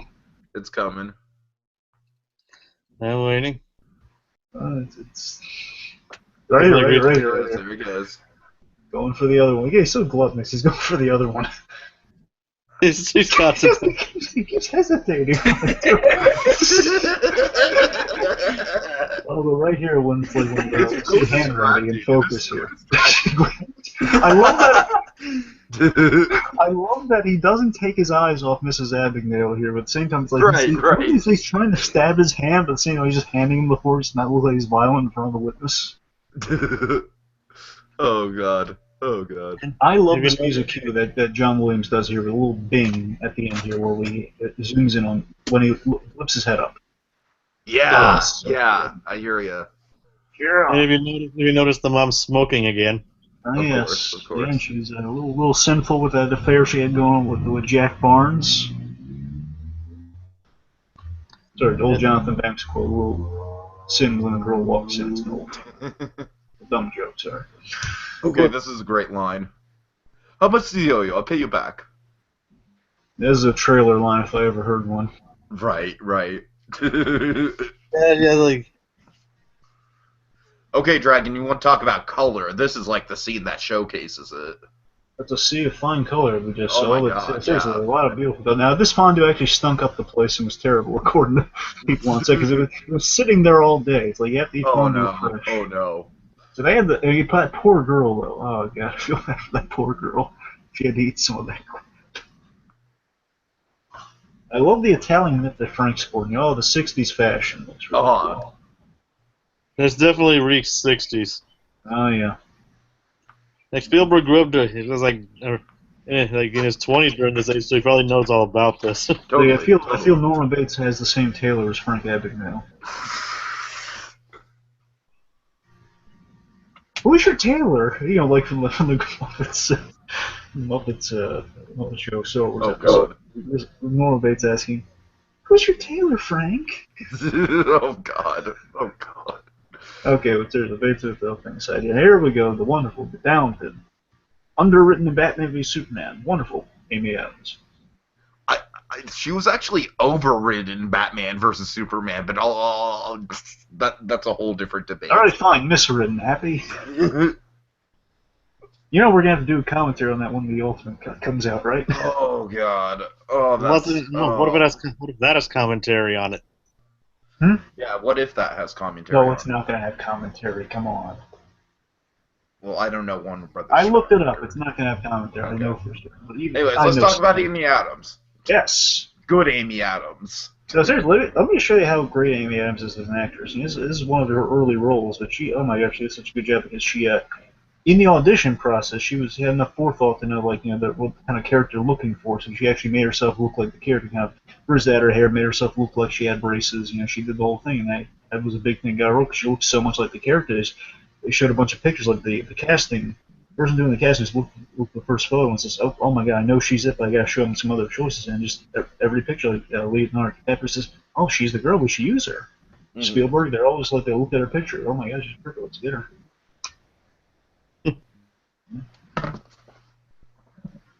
Oh yeah, I love how, like, kind of, it's so against type of what Amy Adams usually plays, you know, it's like she's kind of this earnest, kind of young. Again, we'll find out later on. She is a very damaged character. You know, she's like kind of the sweet innocent girl who again falls to Frank's charms. But it's like out of Frank's crimes, the only person that actually gets hurt is kind of Brenda. Right. Does she have braces? Yes. Okay, I was wondering why her teeth were black. That's the idea. So she has and Frank. Again, I think it's just him probably making up for charm. He mentions that he used to have braces too. It might not necessarily be true because that's right around the age that you would have braces. Well, it means he would have his braces off at the very latest would be 14 years old. So it's any time it can happen. I know. I'm just throwing it out there. The age was. He's 15 at the start of the movie.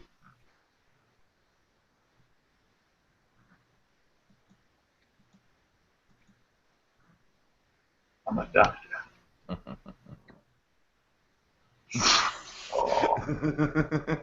Ain't she cute? She is. And again, now there was a lot of research from making accurate documents because again, that's a big thing in this movie. You had like a really inaccurate looking, fake looking document. It really wouldn't hold that much water. Yeah, totally. I mean, Abigail, he was really precise with the little details like this, and that's why he was so skilled at what he did. And now with internet online checking, this will never fly today. Nope. Hey, this is, I might be reading into this. The glasses that guy has, this might be complete coincidental. They look exactly like Hooper's glasses from Jaws. Oh God. They're like the same kind of like little hexagonal rims he had. Remember? Right. Easter egg. Yeah. See? Yeah. Look at them. Yeah, I can kind of see it. I don't know. I'm probably reading into that's probably The coincidence. Spielberg shared universe. Oh, you know what's actually funny about it? E.T. and the T-Rex from Jurassic Park. Oh, you know what's so? Oh, just yeah. realize this. You know why that'd be a great Easter egg? Why? Because that movie was shot in '75, which it's years after this, but still it's like kind of close to the same era. So in recreating the '60s, they actually recreate a piece of his past. Sure, I can see that. I love the roll call thing here. You see, just messing with these interns. Again, it just shows you. In the classroom, he's read a chapter ahead, and here just basically gives orders, and he pulls it off smoothly. And again, I love this too. Again, people, we do learn a lot from television. Let's not forget that lesson. You know, medical school is very, very Having important. said that, we're gonna get to our scene pretty quickly where he realizes. Let's just be glazed now watching the Three Stooges. Right. that Men in Black. Yeah. Yeah, that they would not be the good source. Dr. Howe or Dr. Pine, Dr. Howe. Oh, there's plenty of comedic doctors that would be awful influences on a real doctor. Well, yeah, but they'd probably be the worst. I love the rain in this scene. Also, I like that. It's like they're trying. It's like the little subtle touches that show Frank's youth. He always drinks milk. You ever notice that? Like he's drinking milk here. I did notice that. Yeah.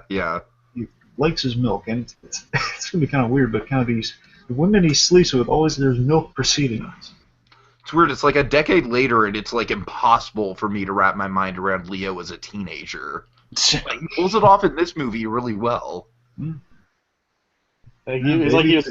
It's almost like he was young, then he suddenly became old. Well, you should see him in J. Edgar Hoover. They did all the makeup. It's almost as if like 13 years passed between this movie and right now. I don't know about this scene, but this scene, you know what this scene needs, Tiki? It needs a bathtub for a random reason. Yeah. Good one. Good Little one. bar of a Batman v Superman. I'm usually nice to that movie. Just give it a few Amy little bars. Adams definitely needs to get in the tub. That should be a prerequisite for all her movies. I'm gonna have to sit through an extra 30 minutes of that movie, so I'm getting a few barbs in before. Oh God. Oh God. Oh yes, so Dr. Connors, you're not Kirk Connors, as far as we can tell. Dr. Kirk Connors. Wrong. Oh God. No. Now, Well, I should mention this because of what's about to happen. DiCaprio is actually the shooting this movie for 2 months on and off. He was sick with the flu. I mean, he was a trooper in this movie. I mean, like, I don't think it's like as ironic as scenes like this, but constantly throughout the movie, he was sick with the flu. The poor guy. And he was still that delivering sucks. such an awesome performance, though. Right. Like, This is, like I said, this is my Bicycle favorite. accident? Oh my gosh. Yeah. This is my favorite scene in the movie. I think this is the big illustrator of why Frank doing what he's doing is maybe a little bit reckless. Well, to be fair, again, he knows for a fact he has a bunch of trained doctors at the ready. So I mean, it's not that dangerous.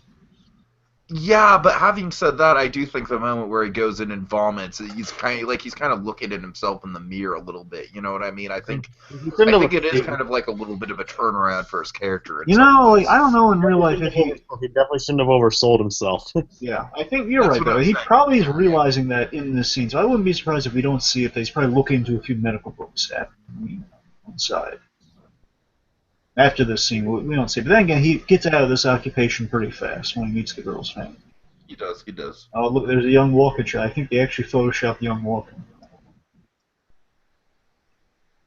In that picture, it merits the meeting in the village. Yeah.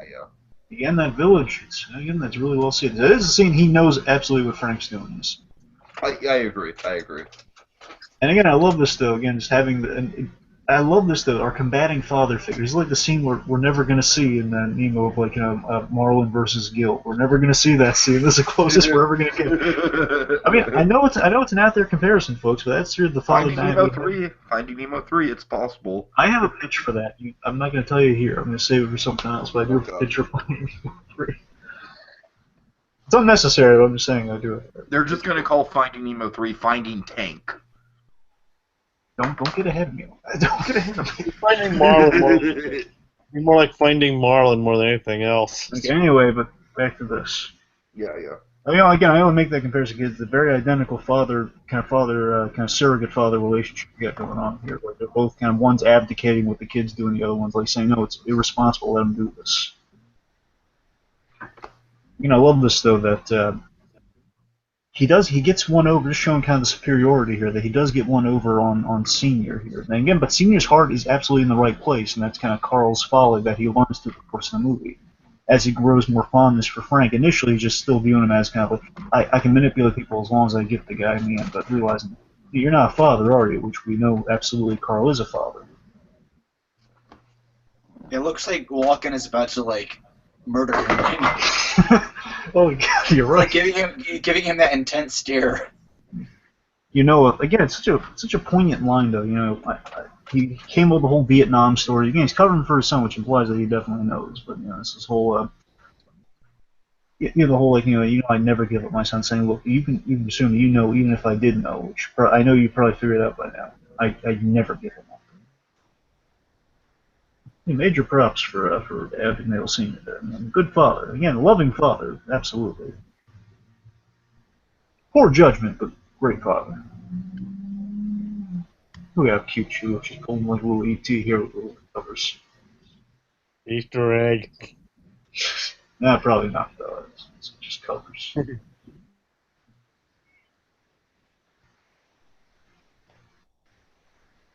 Amy Adams is she-t. Probably wouldn't go over well with the marketing angle, but yeah. Look how adorable she is here, just holding her like that. Oh, it's so innocent, cute. But a lot of vulnerability here, and again, it gets a little. The closest thing we get to real darkness in this movie, though, is like the fact she's had an abortion and she comes from like a Lutheran family. Like, they do kind of glaze over that in the movie, though. She really does have a dark past that we just kind of forget about. You know? He's such a charmer. Definitely. I love she's kind of like molding his face here with the kisses. No, like, violent way, just like in a loving way. She loves this man so much.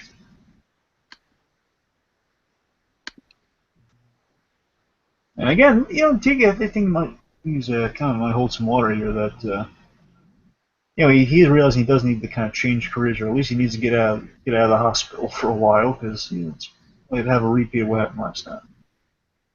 We do see his penthouse is deserted here, at least. Again, we don't know if he was living here while he was a doctor. When he was preparing. That whole thing with the guns there reminded me of the opening scene with Keys and E.T. Just all the flashlights, you don't see their faces, but it's just the flashlights. Okay. That's what it reminded me of. Again, Carl's getting closer, and speaking of the FBI, real quick, I just want to mention that there were they actually had an FBI agent who was like a consultant, and he advised them and like all the little techniques, like in the FBI in the '60s, you would have to have a fully clean-shaven face, no facial hair whatsoever. You're in the suit, you're in the tie. You have to use the way they held the guns is the way you held the guns in the '60s as per FBI training. Carl was like kind of a model FBI guy. You have to CGI them out later.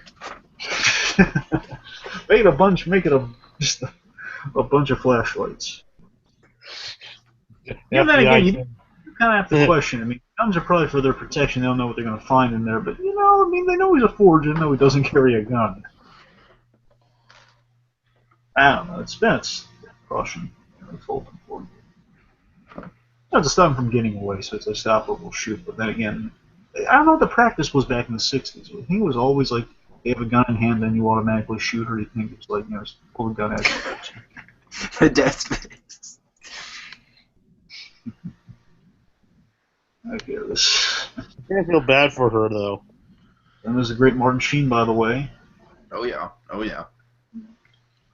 Martin Sheen, a small but very. It's funny because Martin Sheen kind of plays the third father figure in the movie.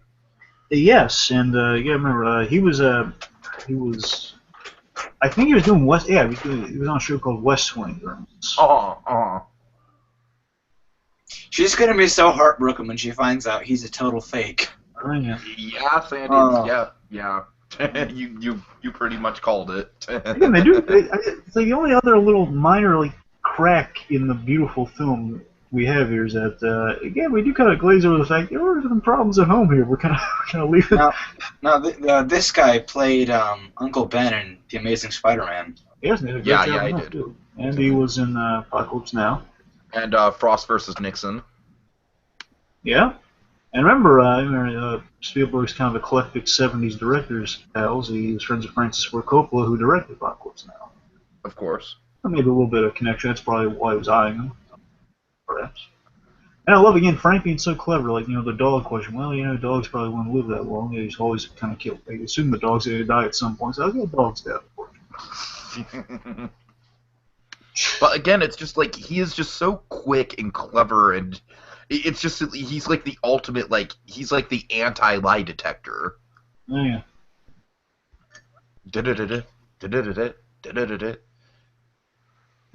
You're right. Sandy, I think you hit upon something really, really accurate. Is that these shots are very much framed like key shots. You're absolutely right there. Yeah, I was gonna bring that up. Yeah, totally. There's a lot of Jaws in this. There's a lot of Jaws in this as well. I think men in intimidating men in suits is kind of a Spielberg thing. Yeah. I can agree about that. I think in this movie, I'm sorry, go ahead. Except Carl's more sympathetic than the others. Tiki, you were saying intimidating men in suits. When you said that, I thought of the bar scene in Indiana Jones. Yeah, there you go. The guys in suits came in. Yeah. Spielberg intimidating men in suits. So again, here it's like all the father figures do know exactly what Frank's doing. He doesn't lie to anyone for a long period of time. He tells Mr. Strong here exactly what's going on.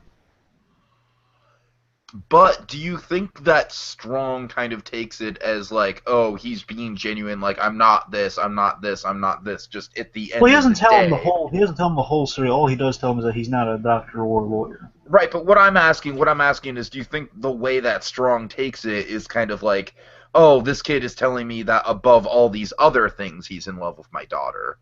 Like he's no, he does. Thinking, he does not pick up on that. He just picks up on like, oh, I think he just writes him off as, oh, this kid's head over heels for my daughter. But you know what? I mean, I'll give him a shot. I did the exact same con when I was young, his age when I met my wife. So that's why he cuts him a break. Okay. It's like, I'm business, but you are gonna learn to become a lawyer. You're gonna pass the bar exam, which he does, and that's kind of big hanging fruit with Carl and Frank later on is that. Carl keeps asking him. I think it's like, I forget it's in the direct scene when we cut back to the present following the scene. If then he asks him about the bar. The big question is like, how did Frank pass the bar? It's like, how do you con your way out of passing the bar? It's a big con. We're gonna find out at the end of that. But again, Jimmy I think McGill would like to know how to con his way out of passing the bar. But you know something? Well, yeah, I mean, Frank didn't go to American Samoa for nothing.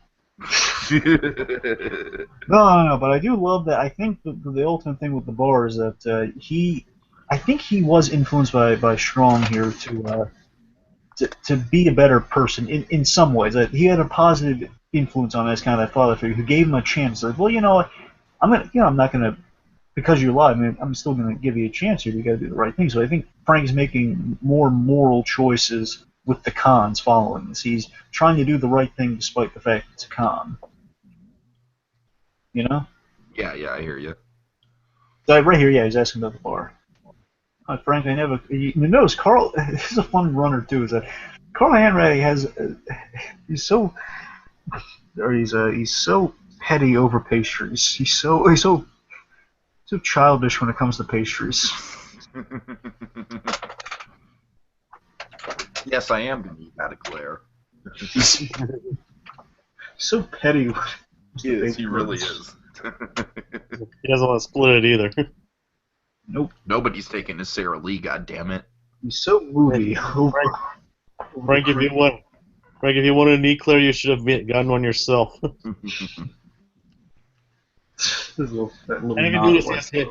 He has chocolate milk with him. Yeah. And more of that milk. He loves his milk. But he's in kind of a dark place right now, so it's chocolate. Ooh, symbolism. Dang it, I want an eclair now. Frozen eclairs are good. Be quiet, Jacob. Well, all I said was the eclairs are good. I know. Are they better than Harry's pie? Well, you know what they say. You know what they say? There's a little table that sells Harry's brand pies, and the slogan is, "How's that pie?" It's so good. So good. It's so good. Do the pies have pirated DVDs in them? Yes, they do. But on the front there, I think again, that's something Harry Osborn would do. Again, let's make that very clear. These are pies that are made by pirates. Oh god. Some of them have bombs. Some of them have pirated DVDs. A few of them have cream filling. What they do? Okay, hold on. This is a great scene. Now this is Better Call Saul season 3. Definitely. Yes. Let me tell you something. I would love this Tiki. Better Call Saul. This is funny. This movie came out in 2002. Of course, the movie is taking place in the 60s, but I mean the movie came out in 2002. So Better Call Saul started in 2002. I don't know if a year's passed by now in our world, not or not. Regardless, though, whether it's coming out or if it's been out on DVD, They gotta reference that scene. They gotta reference that scene somewhere. Like That'd be great. That'd be great. if just Jimmy McGill could just mention Frank Abagnale at some point in season 3, it'd be awesome. But when he pretend to be a lawyer, just homage that scene because we know he loves the pop culture lawyer references. Either that or I'm dying for a Perry. What Frank just did here, he referenced that Perry Mason. I'm dying for a Perry Mason reference on Better Call Saul. I just want to hear that theme. Da-na, da-na, da-na. Okay, sorry. But again, like Frank, just kind of getting the Frank's emotional arc here is that, again, here he has that sense of stability and family. They're going on. They're not a little odd bunch with seeing they're on TV, but it's still a family. It's cute. Yeah. Then he's just instantly getting into it. He's like, all right, I know the groove. I know what I have to do. Yeah, it's like Frank, again, it's all boils down to this kid who ran away just trying to find who he is. And that's at its core, the film also boils down to that. It's a kid searching for an identity of who he is after he lost out on the life he could have had when the parents kind of made that divorce. Like, he had to choose, be his father's son or his mother's son. And he never made that choice, so he ran away, and he kept finding these identities because he lost every sense at that time of who he was. He kept jumping into these identities. Then speaking of his parents right here. Here's the song again. Yeah. Again, I think that's such a beautiful moment too, right here. Again, he's reminded of the life he once had, and he longs for. Again, it's that little moment there, together, he's looking down, he's looking up, and it's like, this is the life I'm living now. It's a lie. So he doesn't know who he is now. Right. Like, again, I keep changing my name. Am I Frank Connors? Am I Frank Abagnale Jr.? Am I the Flash? I don't think I'm the Flash. I can't run fast. Oh, this is sad, this scene. The ending of this scene is really sad. So sad.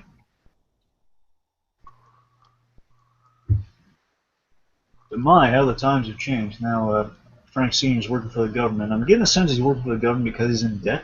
That's my guess. That makes sense. I don't know what he is. Is he like a mailman, or what do you think he is? Like a summons yet? I don't know. He's very civil servant. Yeah, problem is in the 60s, a lot of kind of your average kind of uniforms for your regular government jobs do look similar. Right. I think he's it's a mailman or a summons guy. Or mail room, perhaps. He's wearing a fancy hat. I don't think he's a mailman. Again, Christmas. Right. Holidays. And again, there's a great. What I love about this scene. Oh, look at that. We'll hold on the hook there. What I love here is, again, we have bad advice from the beloved Abagnale Sr., and we're going to cut to the advice from the other father figure, the more responsible one.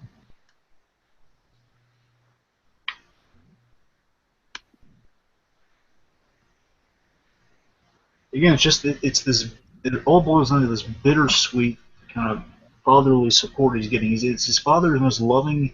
Do you think that Walken kind of draws the line when he learns about the marriage? Do you think it's like, okay, you're bringing other people into this, like you're gonna get caught, you're gonna hurt some people here? No, I didn't get how I read it. I didn't read it at all, Tiki. I read it that again. It's boiling down to Senior's fatal flaw. Is that he still thinks he can get away with it. He's rooting for him. He's cheering for him. He's saying, you can do this. He's saying, look at Frank Sr. here crossing the table. Again, it looks like almost like looking in a mirror, like kind of the defeated Abagnale versus kind of the successful but moral. Now he's thinking more morally, and he's thinking more longevity because of the other father figure, Mr. Strong. So now he's just kind of factoring all that in here, and he's thinking, well, I mean, you can get away with this. I'm cheering for you, kid. Look at how defeated I am by the government. I'm like their monkey boy right now. I'm going around doing their work, and I'm trying to get like a lawsuit going on here. I'm desperate to get money out of it. I won't let my own son bail me out of this thing. And again, I know the heat's on you now because he tells him about Carl Hanratty after him, which feeds into the next scene. It says, and remember, he's praising Ryan. You got their number. They're scared. I'm cheering for you to win out in the end of the day. Again, most supportive, loving father here, but he's giving terrible advice. Yeah, I hear you. But again, you still admire the guy. It's like, but again, I love this though. This is the moment where like the pleasantries kind of break for a moment here, where the desperation on DiCaprio is one of DiCaprio's best deliveries in the film here, where he says, "Then tell me to stop." It's like, I'm going to stop now. Like the addicted gambler, he's saying, like, why stop now? You're doing good. And also, the other big bombshell's been dropped on Frank is like, his mother is remarried, which also breaks his heart a lot. So he's been over here, like, been asking me to stop. Now, this moment here, where he said again, it's like him telling you can't stop. It means that you and I are very alike. You're a gambler too. You just don't realize. I'm just acknowledging that. You're addicted to that feeling. You couldn't stop even if you wanted to. You have to acknowledge that. So that's where that scene really hits.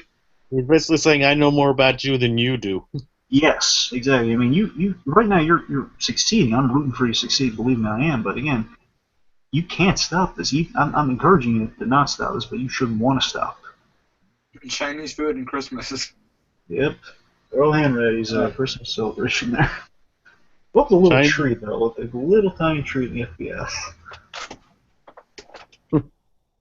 Oh, but also I should mention the Abagnale in real life. He did applaud the switching of the parental roles because the way those scenes play, majority of them, they usually are around Frank trying to have his father get back with the mother. That was in his dreams. Like if he ever talked to his father, he would always he wanted to encourage them to get back together, which is exactly how those scenes play the movie. So he's happy with the change. Just wanted to point that out. He spoke positively of the movie. Guys, I'm sorry. This is kind of to the point where I have to keep my voice down a little, so I'm just letting you know. Tiki, speak up. I can't hear you. Shut up.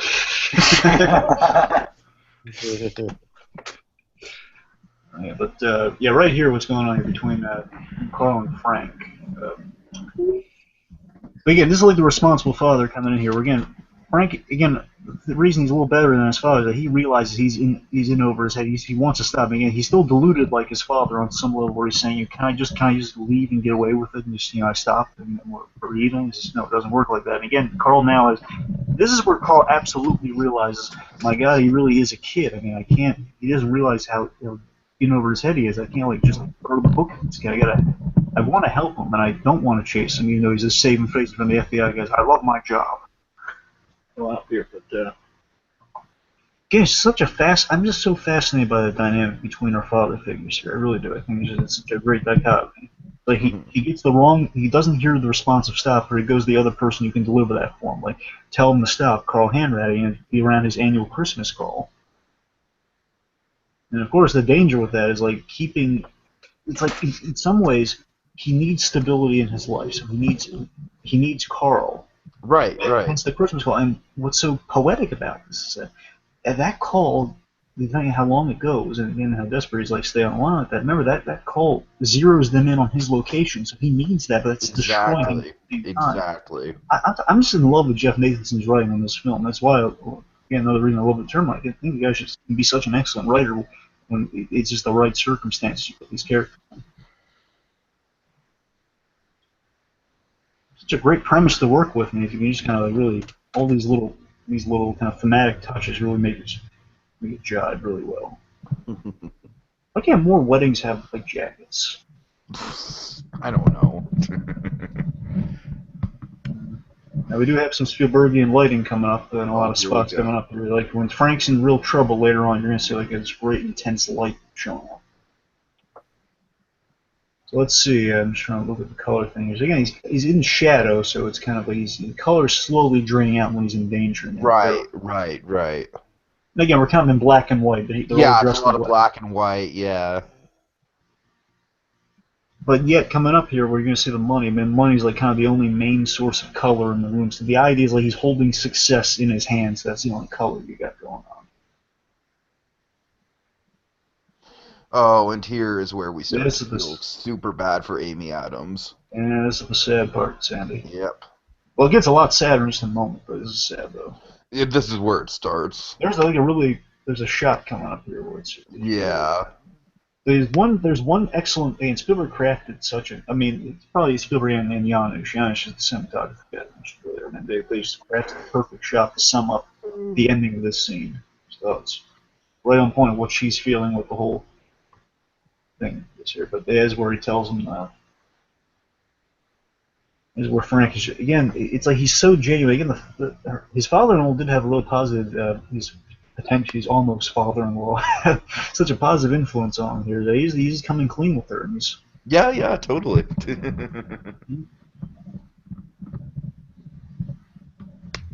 And I don't think it's that. I don't think it's that she'd be unwilling to go along. Let me ask you guys: do you think it's like she'd be unwilling to go along with it, or because it's in such kind of a short time frame, she just can't process it, so she feels up against the corner, so she will. I think it's ambiguous, and I think it was a really smart choice on Spielberg's part to let us not see what the cops say to her directly afterwards. I think that was a good directorial choice. So in that regard, I'd like to think it's a little ambiguous. I mean, I'd like to think like in her heart of hearts she would want to go with him, but then obviously I think the big thing that does change her mind is whatever the cops say to her. Yeah. Yeah, it's such a shame because I really like those two together. You know, they're adorable. It's like I think anytime we talk, I know we've talked about this so many times with Kim Wexler and so on and so forth, but with a good female character, relationships in general, we always praise in shows and movies are kind of the fully well-rounded kind of relationship you have, where they're honest with each other. Like, your Wilson Fisk Vanessa relationship. That sort of thing. We always praise it. And, oh my God, this blowing curtain shot is so perfect, where he just kind of like the big kind of like Williams scores right here too, as they have a little bit of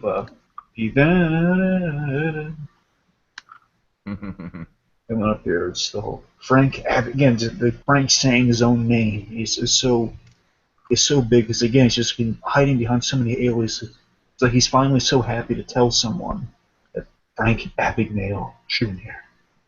So what's up with this thing with turning labels off different products? That's a little quirk. I don't know if it's I would assume it's the actual guy, but then again, it might have been just like a little clue they built into the script. So like, okay, if they ever need like Carl to like know where he's going, they'll have a little trail they can follow. I would assume, yeah. I would like to think it's based on a quirk that he had, but it's definitely used as a visual tool in the movie. I would have looked into that, but it would have been a few hours to find that one out. That's the thing. It's like he had You've many done lectures. enough, sir. You've done enough. It's all good. He's got many lectures. That's the thing. So it's probably one of those. Oh gosh, so beautiful. Those big old blue eyes. That Amy Adams. I do love that he's obscured when he says his name too. It's like not a full picture of the guy kind of copying to who he is. So again, he doesn't know who he is either.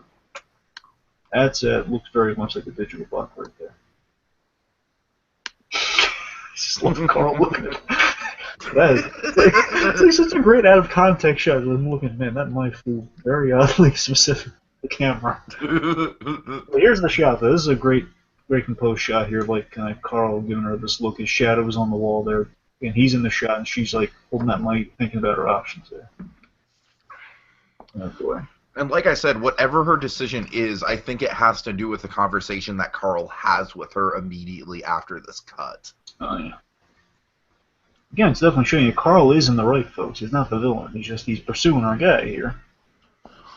I think what makes this film so good is the fact that Carl's not the villain. He certainly starts out the story as the antagonist, but like I said, it's like the fine line that this film draws is just how close these two kind of get to each other and how meaningful they are to each other. I mean, there are no villains, and the closest thing we have to a villain maybe is Jack Barnes, but he's just having an affair with a woman.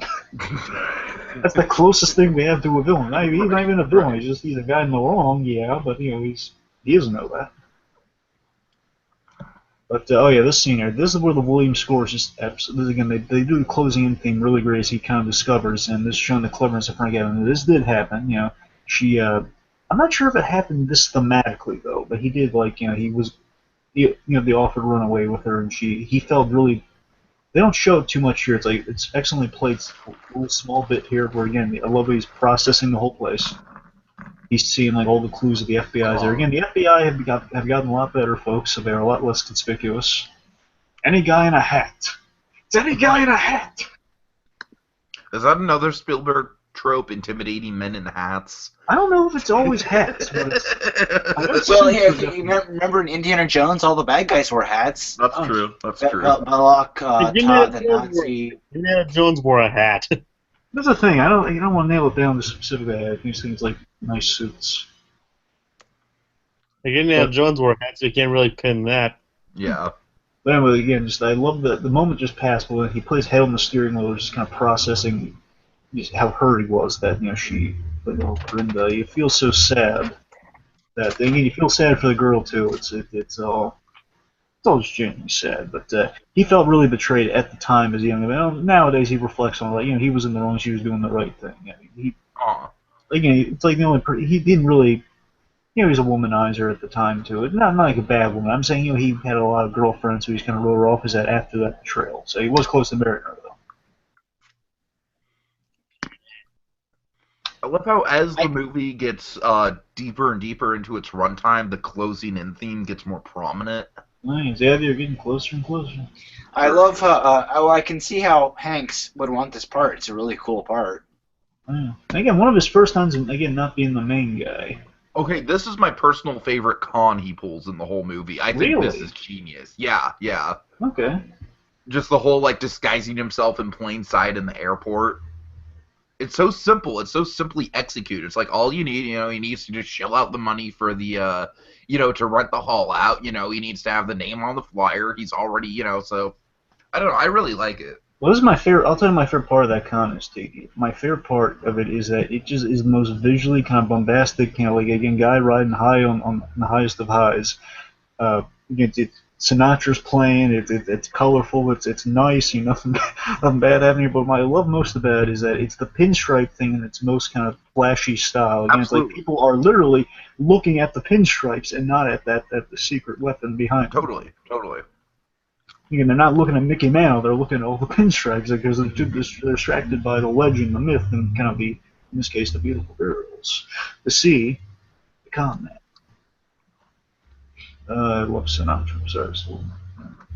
Well, speaking of like hiding things, that's how you apparently little set designs. This film was really hard production-wise. Spielberg. It wasn't an effects movie, but the big challenge in shooting this film is that, especially in exterior locations, like coming up here where we see the whole airport location, they have to, they have to wrap up in the day because they're redressing an airport in one day of shooting to shoot like a 60s airport. So they have to obscure the modern items. It's the main trick to kind of shooting the period. You obscure things like putting trees up and cars and baggage things that kind of hide the modern stuff. But like these exterior shots, they came back to this on the next day. They clean up their stuff and put it back, and they get on and off. For us, it's a tough thing to do under schedule. It was really hard to schedule. But yeah, like you said, Dragon, just the pinstripes thing. This is like absolutely that analogy come full circle in the movie, and that's why it's my favorite con. I think it's the last time we get the pinstripes thing in full force here too. Well, I mean, we do. I don't know, we can't. It's more of just that regular con what Carl does coming up. I don't know if that's the pinstripes thing. Maybe it's like him turning the pinstripes on. We'll get to that. He's like hiding himself amongst the stewardesses. Yeah, exactly. Yes. Exactly. It's very clever. And coming up is just this pretty little button to the scene of like his backup con is awesome. You're like, no. He's like, no one will notice me behind all these women. I mean, by the way, last thing I like to call this moment the American Tail moment. That's how Hanks in a terminal foreshadowing. It's like, no, just turn around. He's like, he's right behind you. He's right behind you. There's some foreshadowing with Tom Hanks in a terminal. Yeah, if he had turned around, he would have had him. That's the ironic thing. Like I said, the American Tail moment. Here we go. Here's the. This is the great kind of contingency con here. Also, it's like a fun little. It's a fun little con too. A man paid me $100 for this uniform. And ready. I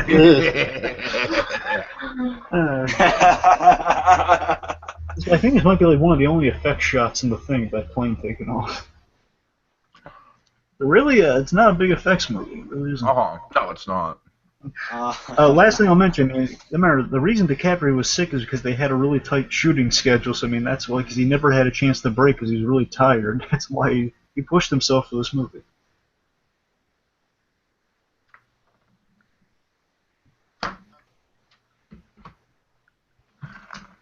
Before I forget about it, I know he's not really in the scene right now. So the last thing I want to mention about DiCaprio is one little really cool thing he did. When he shoots with Spielberg, he does this really great specific thing where DiCaprio, he does a one for the Gifford take. So after he does all the takes with Spielberg, and Spielberg he'll say, okay, that's good, we can move on. He says, come on, let me do one more for the Gifford, where he does one more. He has one more take, and 80% of the time that's the take. He puts all of it into the last take, and Spielberg 80% of the time he used that take. Nice, How cool is that?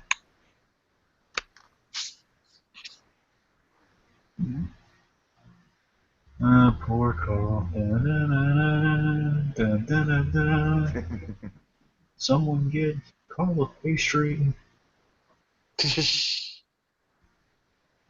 A lot of laminated checks. Oh, yeah.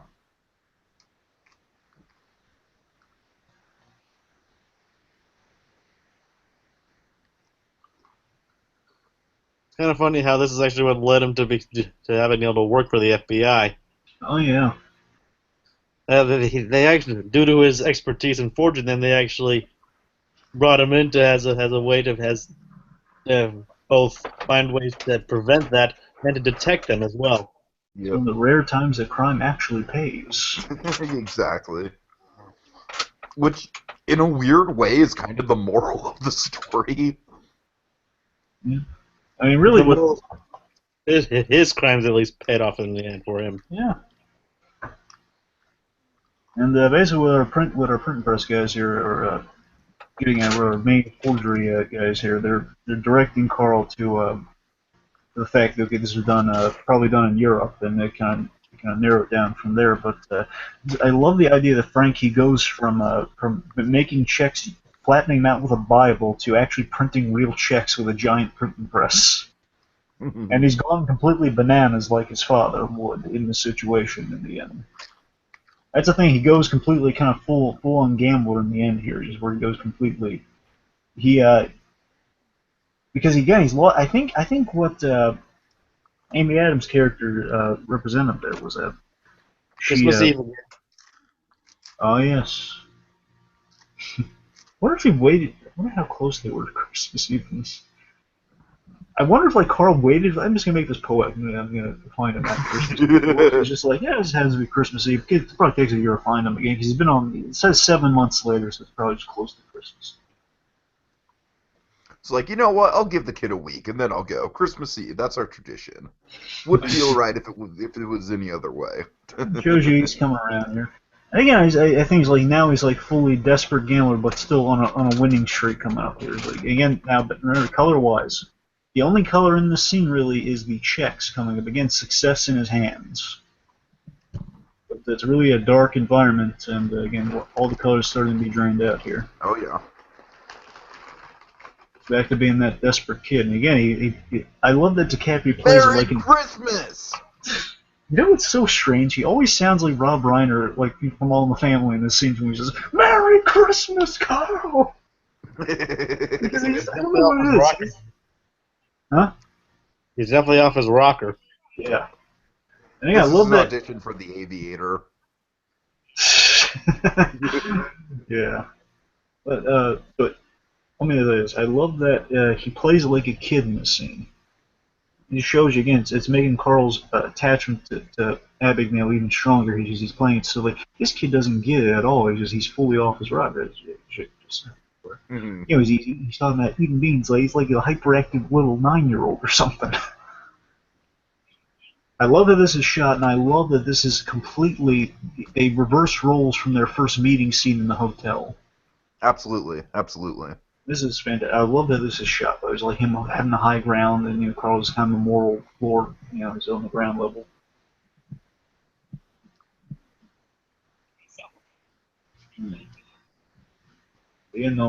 Only those blue checks. That's all he's got going on color-wise here. Both is blue like Pan Am. But again, he's kind of chewing out Carl here about, you've lied to me before about your wedding ring. Mm-hmm. You having a family. He says, no. Again, I think did he mention divorce just now, or I might think later on?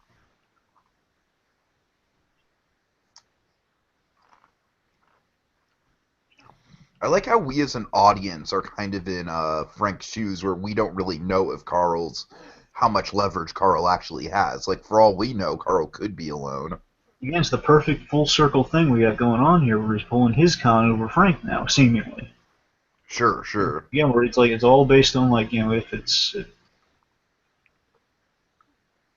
Again, I love it. Just boils down simply to the movie's name, "Catch Me If You Can." It's just Carl's gonna have to catch me. It's like now, literally, catch me if you can. It's like Now it's like Buddy cartoon. it's like now it's evolved down to again it gets real serious in a moment. You're getting this lighting shot, it's like a classic Spielberg shot, and just like intensely begin. It's really dark and kind of muted colors, except for this light that's about to be on his eyes coming up. The only lights are like intense, like danger light over his shoulder and that one light over his eyes. Oh yeah.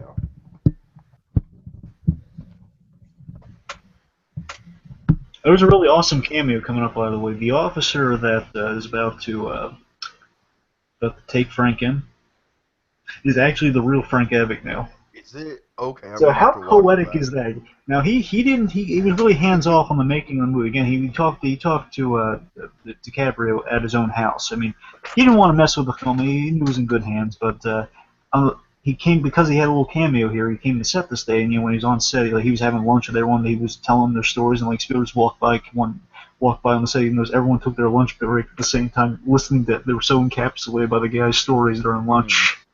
So it's so poetic, though, that he got to arrest himself. He's arresting his younger self. Exactly. That's great. It's like hindsight. It's like hindsight personified. It's irony as well. Okay, so literally the one that leads him to the car and takes him off course, and that's Frank Abagnale Jr. The real guy. He just got conned himself. Oh, yeah. Yeah. So, not really though. Again, Carl's on the straight and narrow. He never lied to this kid. Again, I like that Carl never did lie to him to catch him. Carl never corrupted his values or anything. There he is. There's Abagnale. See? That's a trip.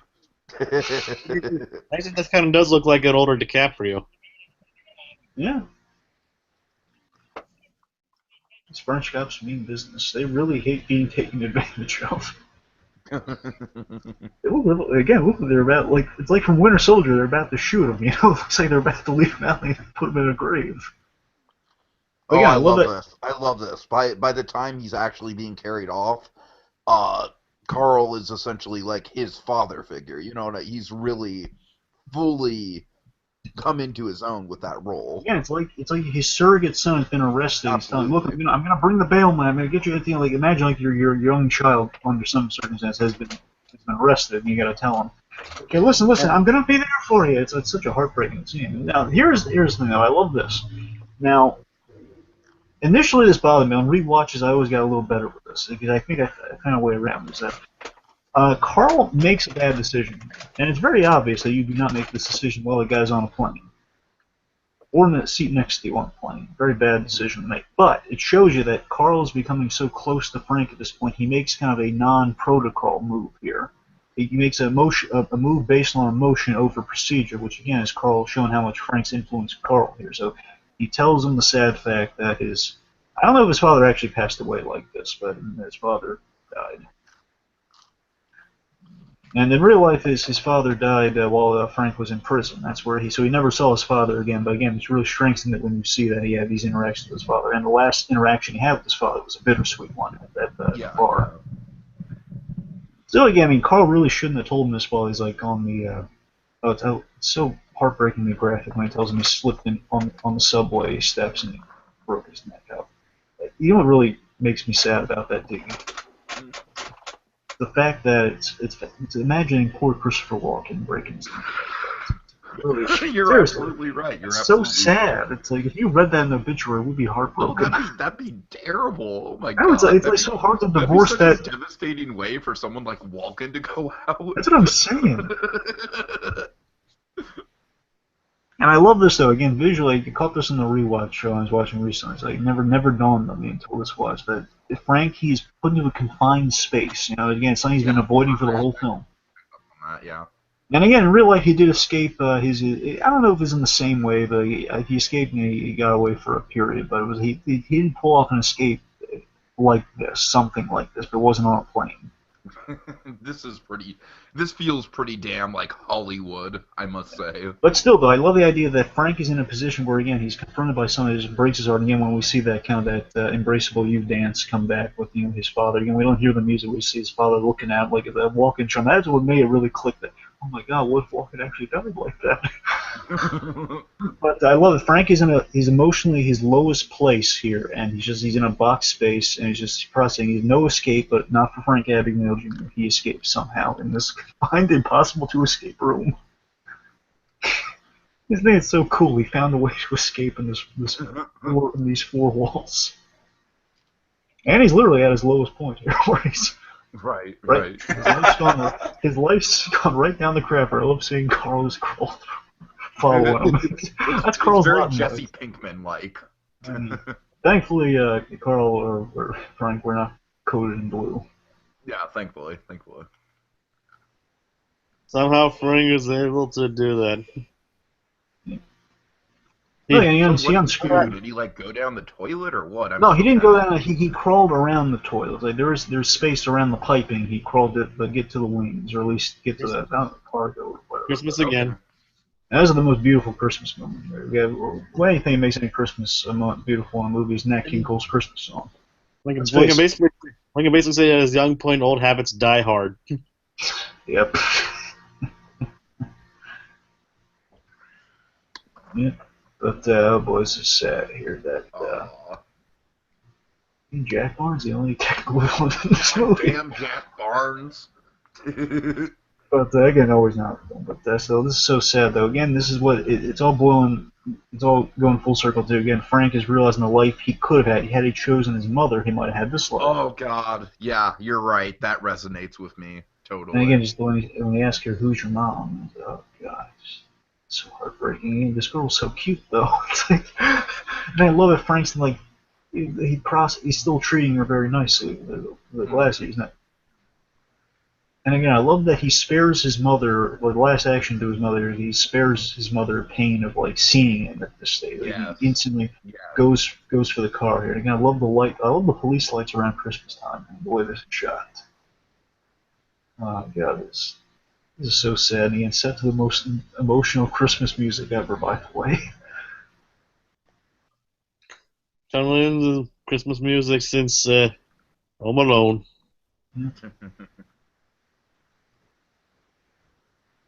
I just love that he's apologizing to the father symbolically here, just saying, "Carlos, take me home." Just take me home, Carl. Just take me home. Get me in the car. I'm done. I know. Yeah, I like that Carl's not making a time out. Carl's not holding a grudge. He's saying, "Put him in." He's expecting as part of the course. Well, it was my fault for towing him on the plane, Exactly. But yeah, it is Carl's fault that he escaped. On some level, he knows. Come on, he told him on the plane, something like that. Of course, he's going to escape.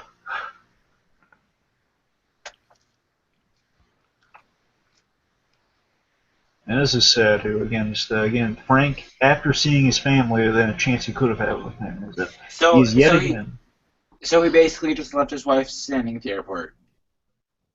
Well, I don't know, it was like fiance. I don't think they got married. What happened? I don't think they got married. I think it was before there was the party before the wedding. Yeah. So does she know he's in the slammer now? Well, remember I'm sure she reads in the papers at some point, so I mean she'll find out. We don't see that though. She's not coming back. Okay. But yeah, he left her. He left her there because she turned him in. Remember, she had all the FBI. Oh yeah. Very sad. But the boys I love that. So sad that Frank is put in isolation. He's put in solitary confinement. I think he's alone yet again. He's a kid that ran away from his parents, and he's still alone around the holidays. And next Christmas, Carl, bringing Flash comics. How nice is that? That is a pleasant. I love this pleasant. Now he's enjoying it a lot more, but still, it's like old times. Remember Flash? Yeah. Sure. So nice you got Flash comics. There's always one of my favorite little niceties that Carl did for him in the movie.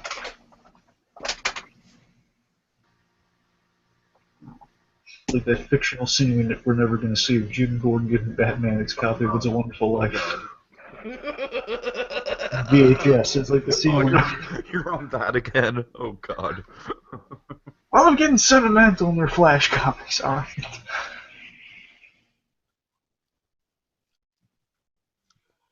Again, here's the idea here where Frank turned it all around amazingly. Again, I like that it doesn't come immediately. Again, it doesn't.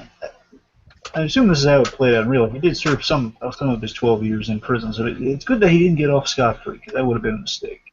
Mm-hmm. You know, he did serve his time. Now, it also strengthens his bit later on, where we find out that Carl, he worked for 4 years to get Frank this job. Right. That was all on Carl. Carl didn't have to do any of that. That was all Carl was trying to help this kid. Showing you, Carl, he is definitely not the antagonist at all in this film. No, absolutely not.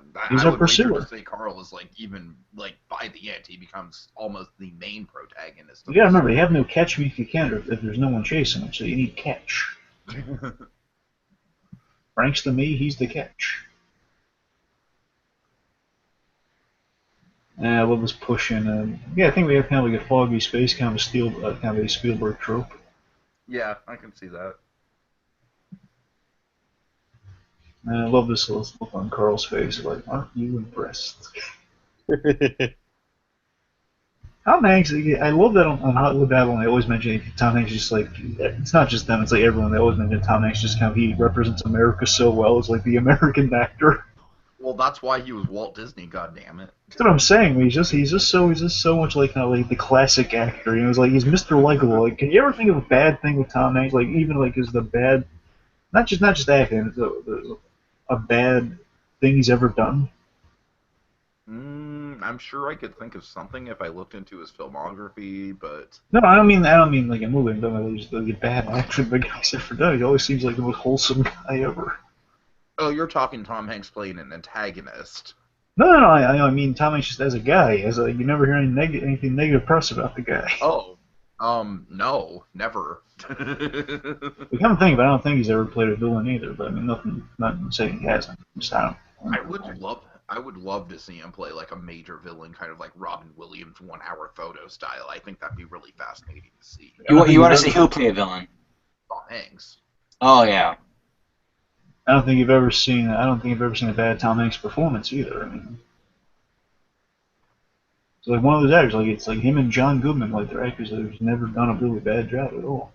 John Goodman's been in some shit though. Well, he's been in bad stuff. He hasn't given a bad performance though. He was good as Fred Flintstone. It was a bad movie. Have you seen Heaven Almighty?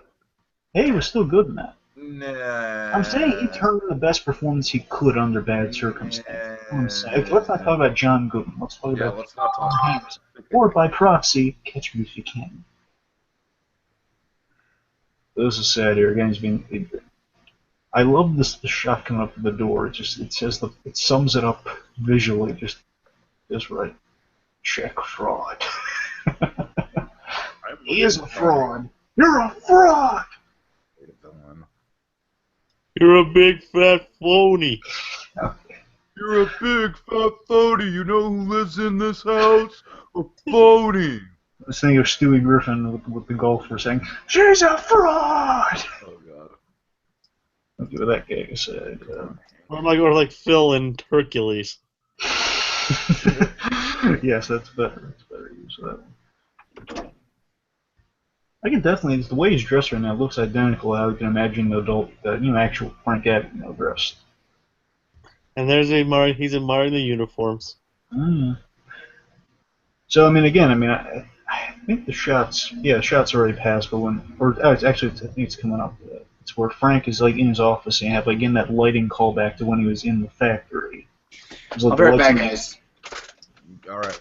With the lights on the when the lights are on his eyes, and it also looks like prison bars coming up, where he's in a prison inside the FBI here. It's like Frank Abagnale still doesn't know who he is until again things turn around for him fully. It's like him reconciling with this change here. It's like him still coming to terms with it. After his last scene one of his last scenes with Carl coming up here. That's when he finally kind of figures out who Frank Abagnale is. He's the guy who got away with it all. he's the con man who turned it around. That's who he is. But right now he doesn't know who he is. He just thinks he's just kind of like he's just kind of like a forced hire at the FBI at the moment. Yeah. Again, I love this that Carl's perceptive enough to know that his friend, again, his friend / kind of son figure, is in trouble and he's going to do something reckless, and he knows this. And again, he's going to be there for him when he needs him. So again, while Frank lost his father, he still has a really great support net around him. He's getting a new one too. There's that prison shot. He's even getting another father figure. Yeah. He's literally confronted by his old past.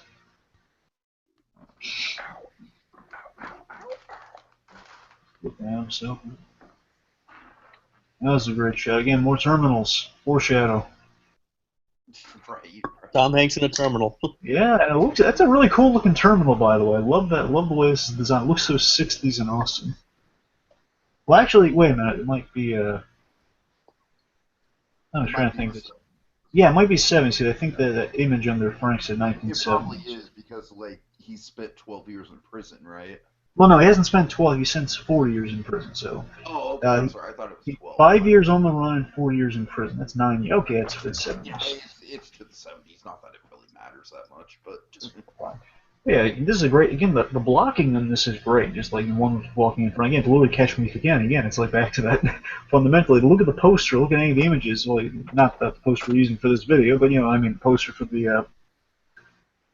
At least the DVD covers like Hanratty in the opening cartoon. It's Hanratty chasing Frank in the pilot uniform. This is the cover. This guy, I love that he's over his shoulder here, like a little shoulder devil angel, kind of like telling him his points. Right. Yeah, he's his conscience. He's his Jiminy Cricket in the scene. Frank. I'm not even going to try to stop you.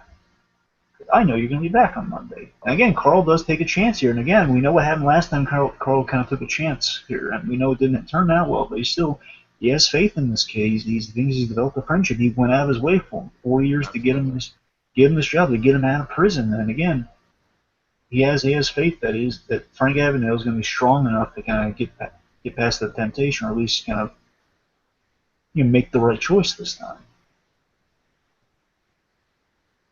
Actually, you know what? Oh my God, I just happened upon this just now. So, Frank, he never made a choice in the beginning of this film between one parent or the other. Now he makes a choice for Carl.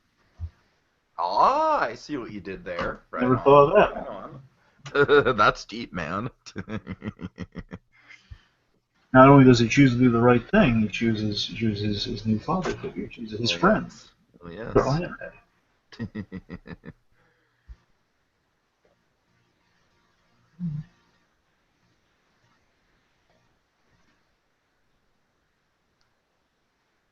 I'm sorry, it is really funny that the Spielberg did movie really had a big scene at the airport and a lot of airplanes, and then they did the terminal. I'm just saying, that's pretty funny. A lot of airports.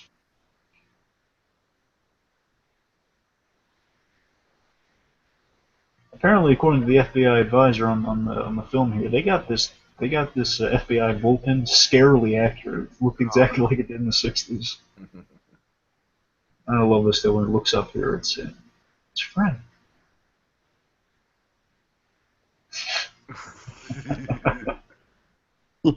Again, it's so much is conveyed here without a word of dialogue about what they're feeling. It's all about just talking about business as it goes. But again, there's so much between these two guys. We've seen them. It's like in that Spielberg said. It's like that 3-minute territory. It's like at this point you can do whatever you want. Basically, you could get away with anything, like we did with Jaws back in the day. So Peter Bench is saying, no, you can't blow up the shark. He says, look, I've done so much legwork here. No one's going to care what I do in the last 3 minutes. Here, it's like well, you can call any of the last 2 minutes of a Spielberg movie blowing up the shark. In here, your big ending is these two guys having a conversation with each other. Are you nuts? Well, no, it's all this emotionally charged stuff beyond it. It's not a big old action or like a big old depressing, thought-provoking ending. None of that. It's like, I could have saved more. None of that's there. It's just... Oh, God. Oh God. It's just two guys sitting across from a desk, kind of talking about work, and it's because so much we've seen the pursuit of these two guys, and they're now just kind of sitting face to face across from each other, not pursuing each other. It's just like they're working together, and they're commenting each other and kind of just working together. And again, the last word of the movie is all we have to do is catch them. How poetic! Oh, circle back. Oddly enough, Spielberg is joking. He was so happy when there's like a little video footage of this where he says he's so thrilled. This is like the happiest ending he's had in like 6 years on making a Spielberg movie, because like the last few movies, I guess in the 6-year gap, have all been kind of depressing or not so happy endings. Right. Like Schindler's List, AI, not Minority Report. Oh, AI! Don't get me fucking started on AI. But again, Frank Abagnale, he turned it all around and made millions. Anytime someone used that security system. I just love the beat that Carl and Frank remain friends to this day. That's a great note to go out on. And since the movie, yeah, you're right. That is an absolutely great movie, a great moment to come out. And I love that we still see him in shot when we do that. Mm-hmm. And like just to kind of update again, unfortunately, the actual Carl Hanratty in real life has passed away. But again, just something really moving about it. Frank did turn his life around. It's 30. But now I think instead of being at 26 or 25 years, it's now he's been with his wife for 40 years and they have 3 kids. I mean, Carl did turn his life around in a big way. Or the John Shea, Joe Shea, turned his life around in a big way. He does lectures and speeches on his many adventures, and he got a lot of money for it. So again, you just show there's a lot of hope in this movie's about the hope of humanity. You have to give someone a second chance, or you put some faith in people. Might be the 60s or early 70s sensibilities. Like, maybe we have a little more hope in humanity, a little more hope in people. All right, so let's go round table, give some final thoughts as we're going through the credits, just to wrap this up as quickly as we can. I'll go first. I will say this is definitely not like the most overly ambitious, overly high concept Spielberg movie by any extent, but I think it is certainly filled with a lot of the Spielberg, not necessarily whimsy in a way, but a lot of just the magical touches that he brings to it, like just kind of like the mood, the atmosphere. Of course, I still think this is one of my favorite John Williams scores. And yeah, this is just definitely, it's a fun movie.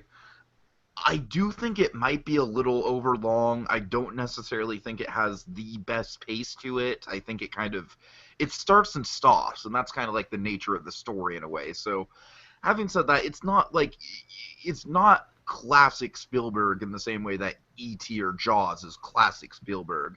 But I do think that it holds up quite well. I think it holds up a lot better than I was expecting it to, and I think it kind of gets better with age. I think as especially with Leo DiCaprio, it's a nice kind of timestamp on where he was at the time, and it's fascinating to kind of see how he's grown from there. So yeah, overall, love the movie. I think Carl and Frank's relationship, definitely the driving force of it, and this is about the last time I can actually talk, so I'll throw it over. Sandy, what do you think of it now that we're in credits?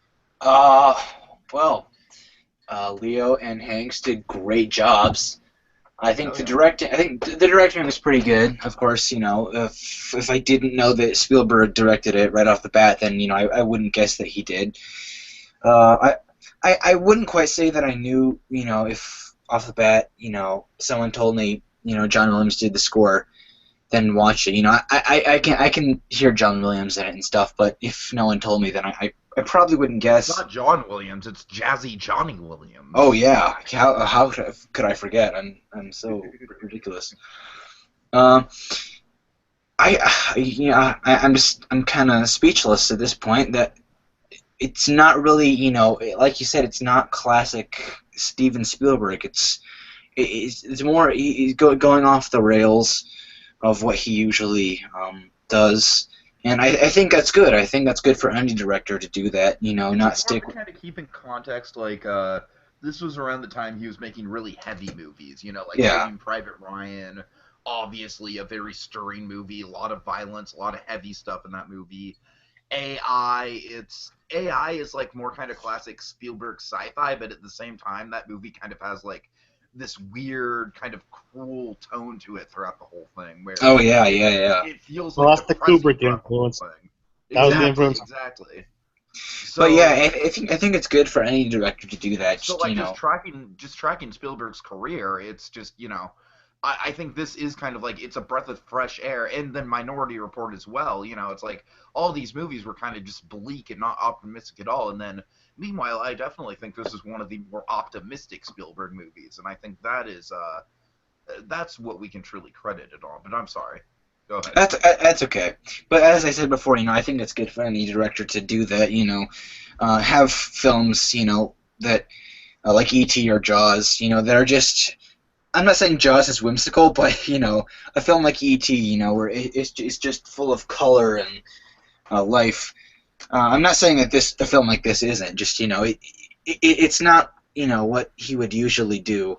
Yeah. And I think that's good. Just just keep yourself grounded on what the world is actually like, and to take a shot at something like that.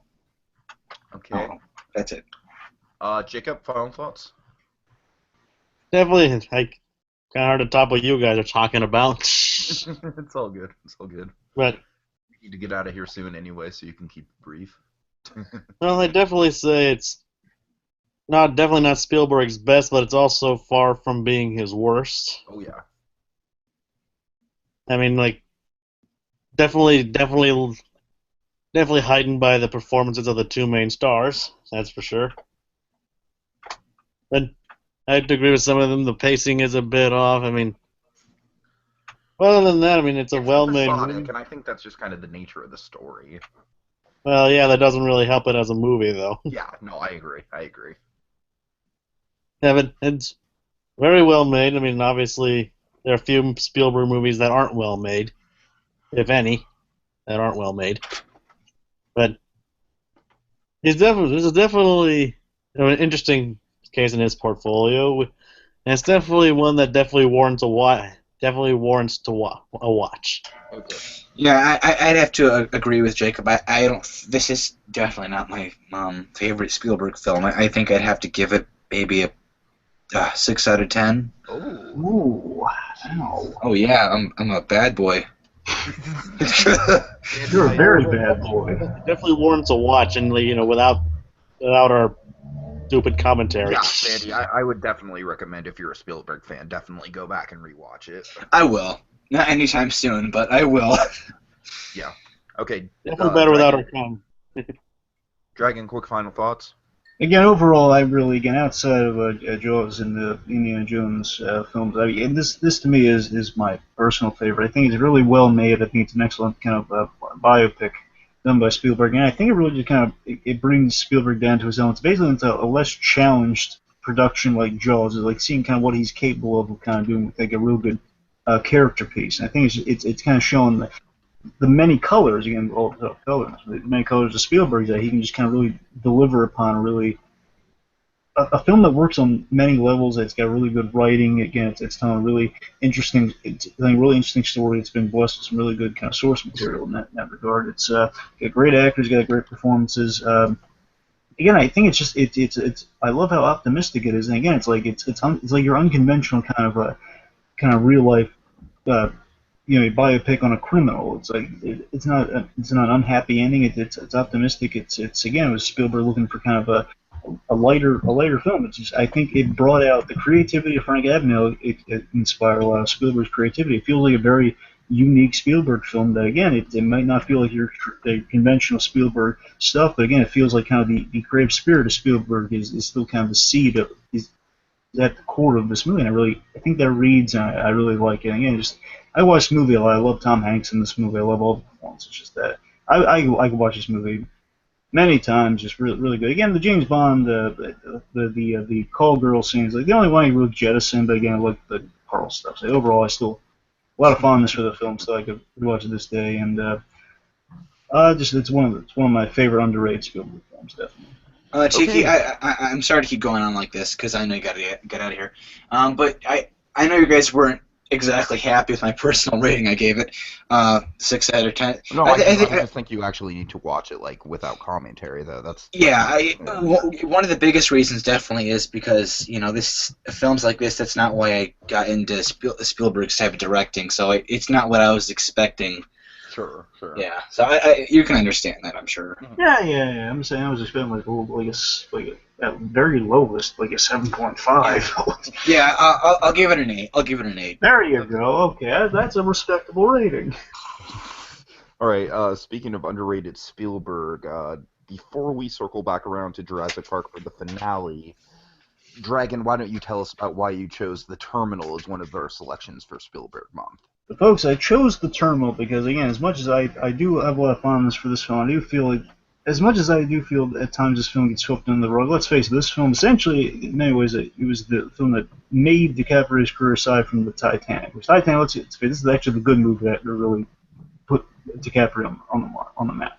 Because The Aviator was after this, if I'm remembering correctly, so that's how that went. Anyway, so the Terminal, by far, though, in my opinion, is the most underrated Spielberg film. It has the same writer who worked on this movie, and I think he did a great job with that one too. And again, this has a lot of like the elements I was praising in this movie are in The Terminal. And again, Tom Hanks coming back, and Tom Hanks does really great points. Basically, it's a bunch of underrated elements of that movie I think tie together to make a really kind of it's an overlooked gem of a movie. And I think the fact that Spielberg did it is like the only thing that would even kind of give a passing glance at that film, and when you look at it, you find a lot of it's a really pleasant, really fun movie, and it deserves, I think it deserves more attention. It deserves people to give it a view, and always feel bad for it that people don't give it enough attention. I think we should do it that service.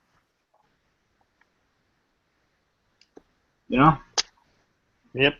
So, well, folks, that's a wrap for now, and it's time to ride our flying bikes out of here.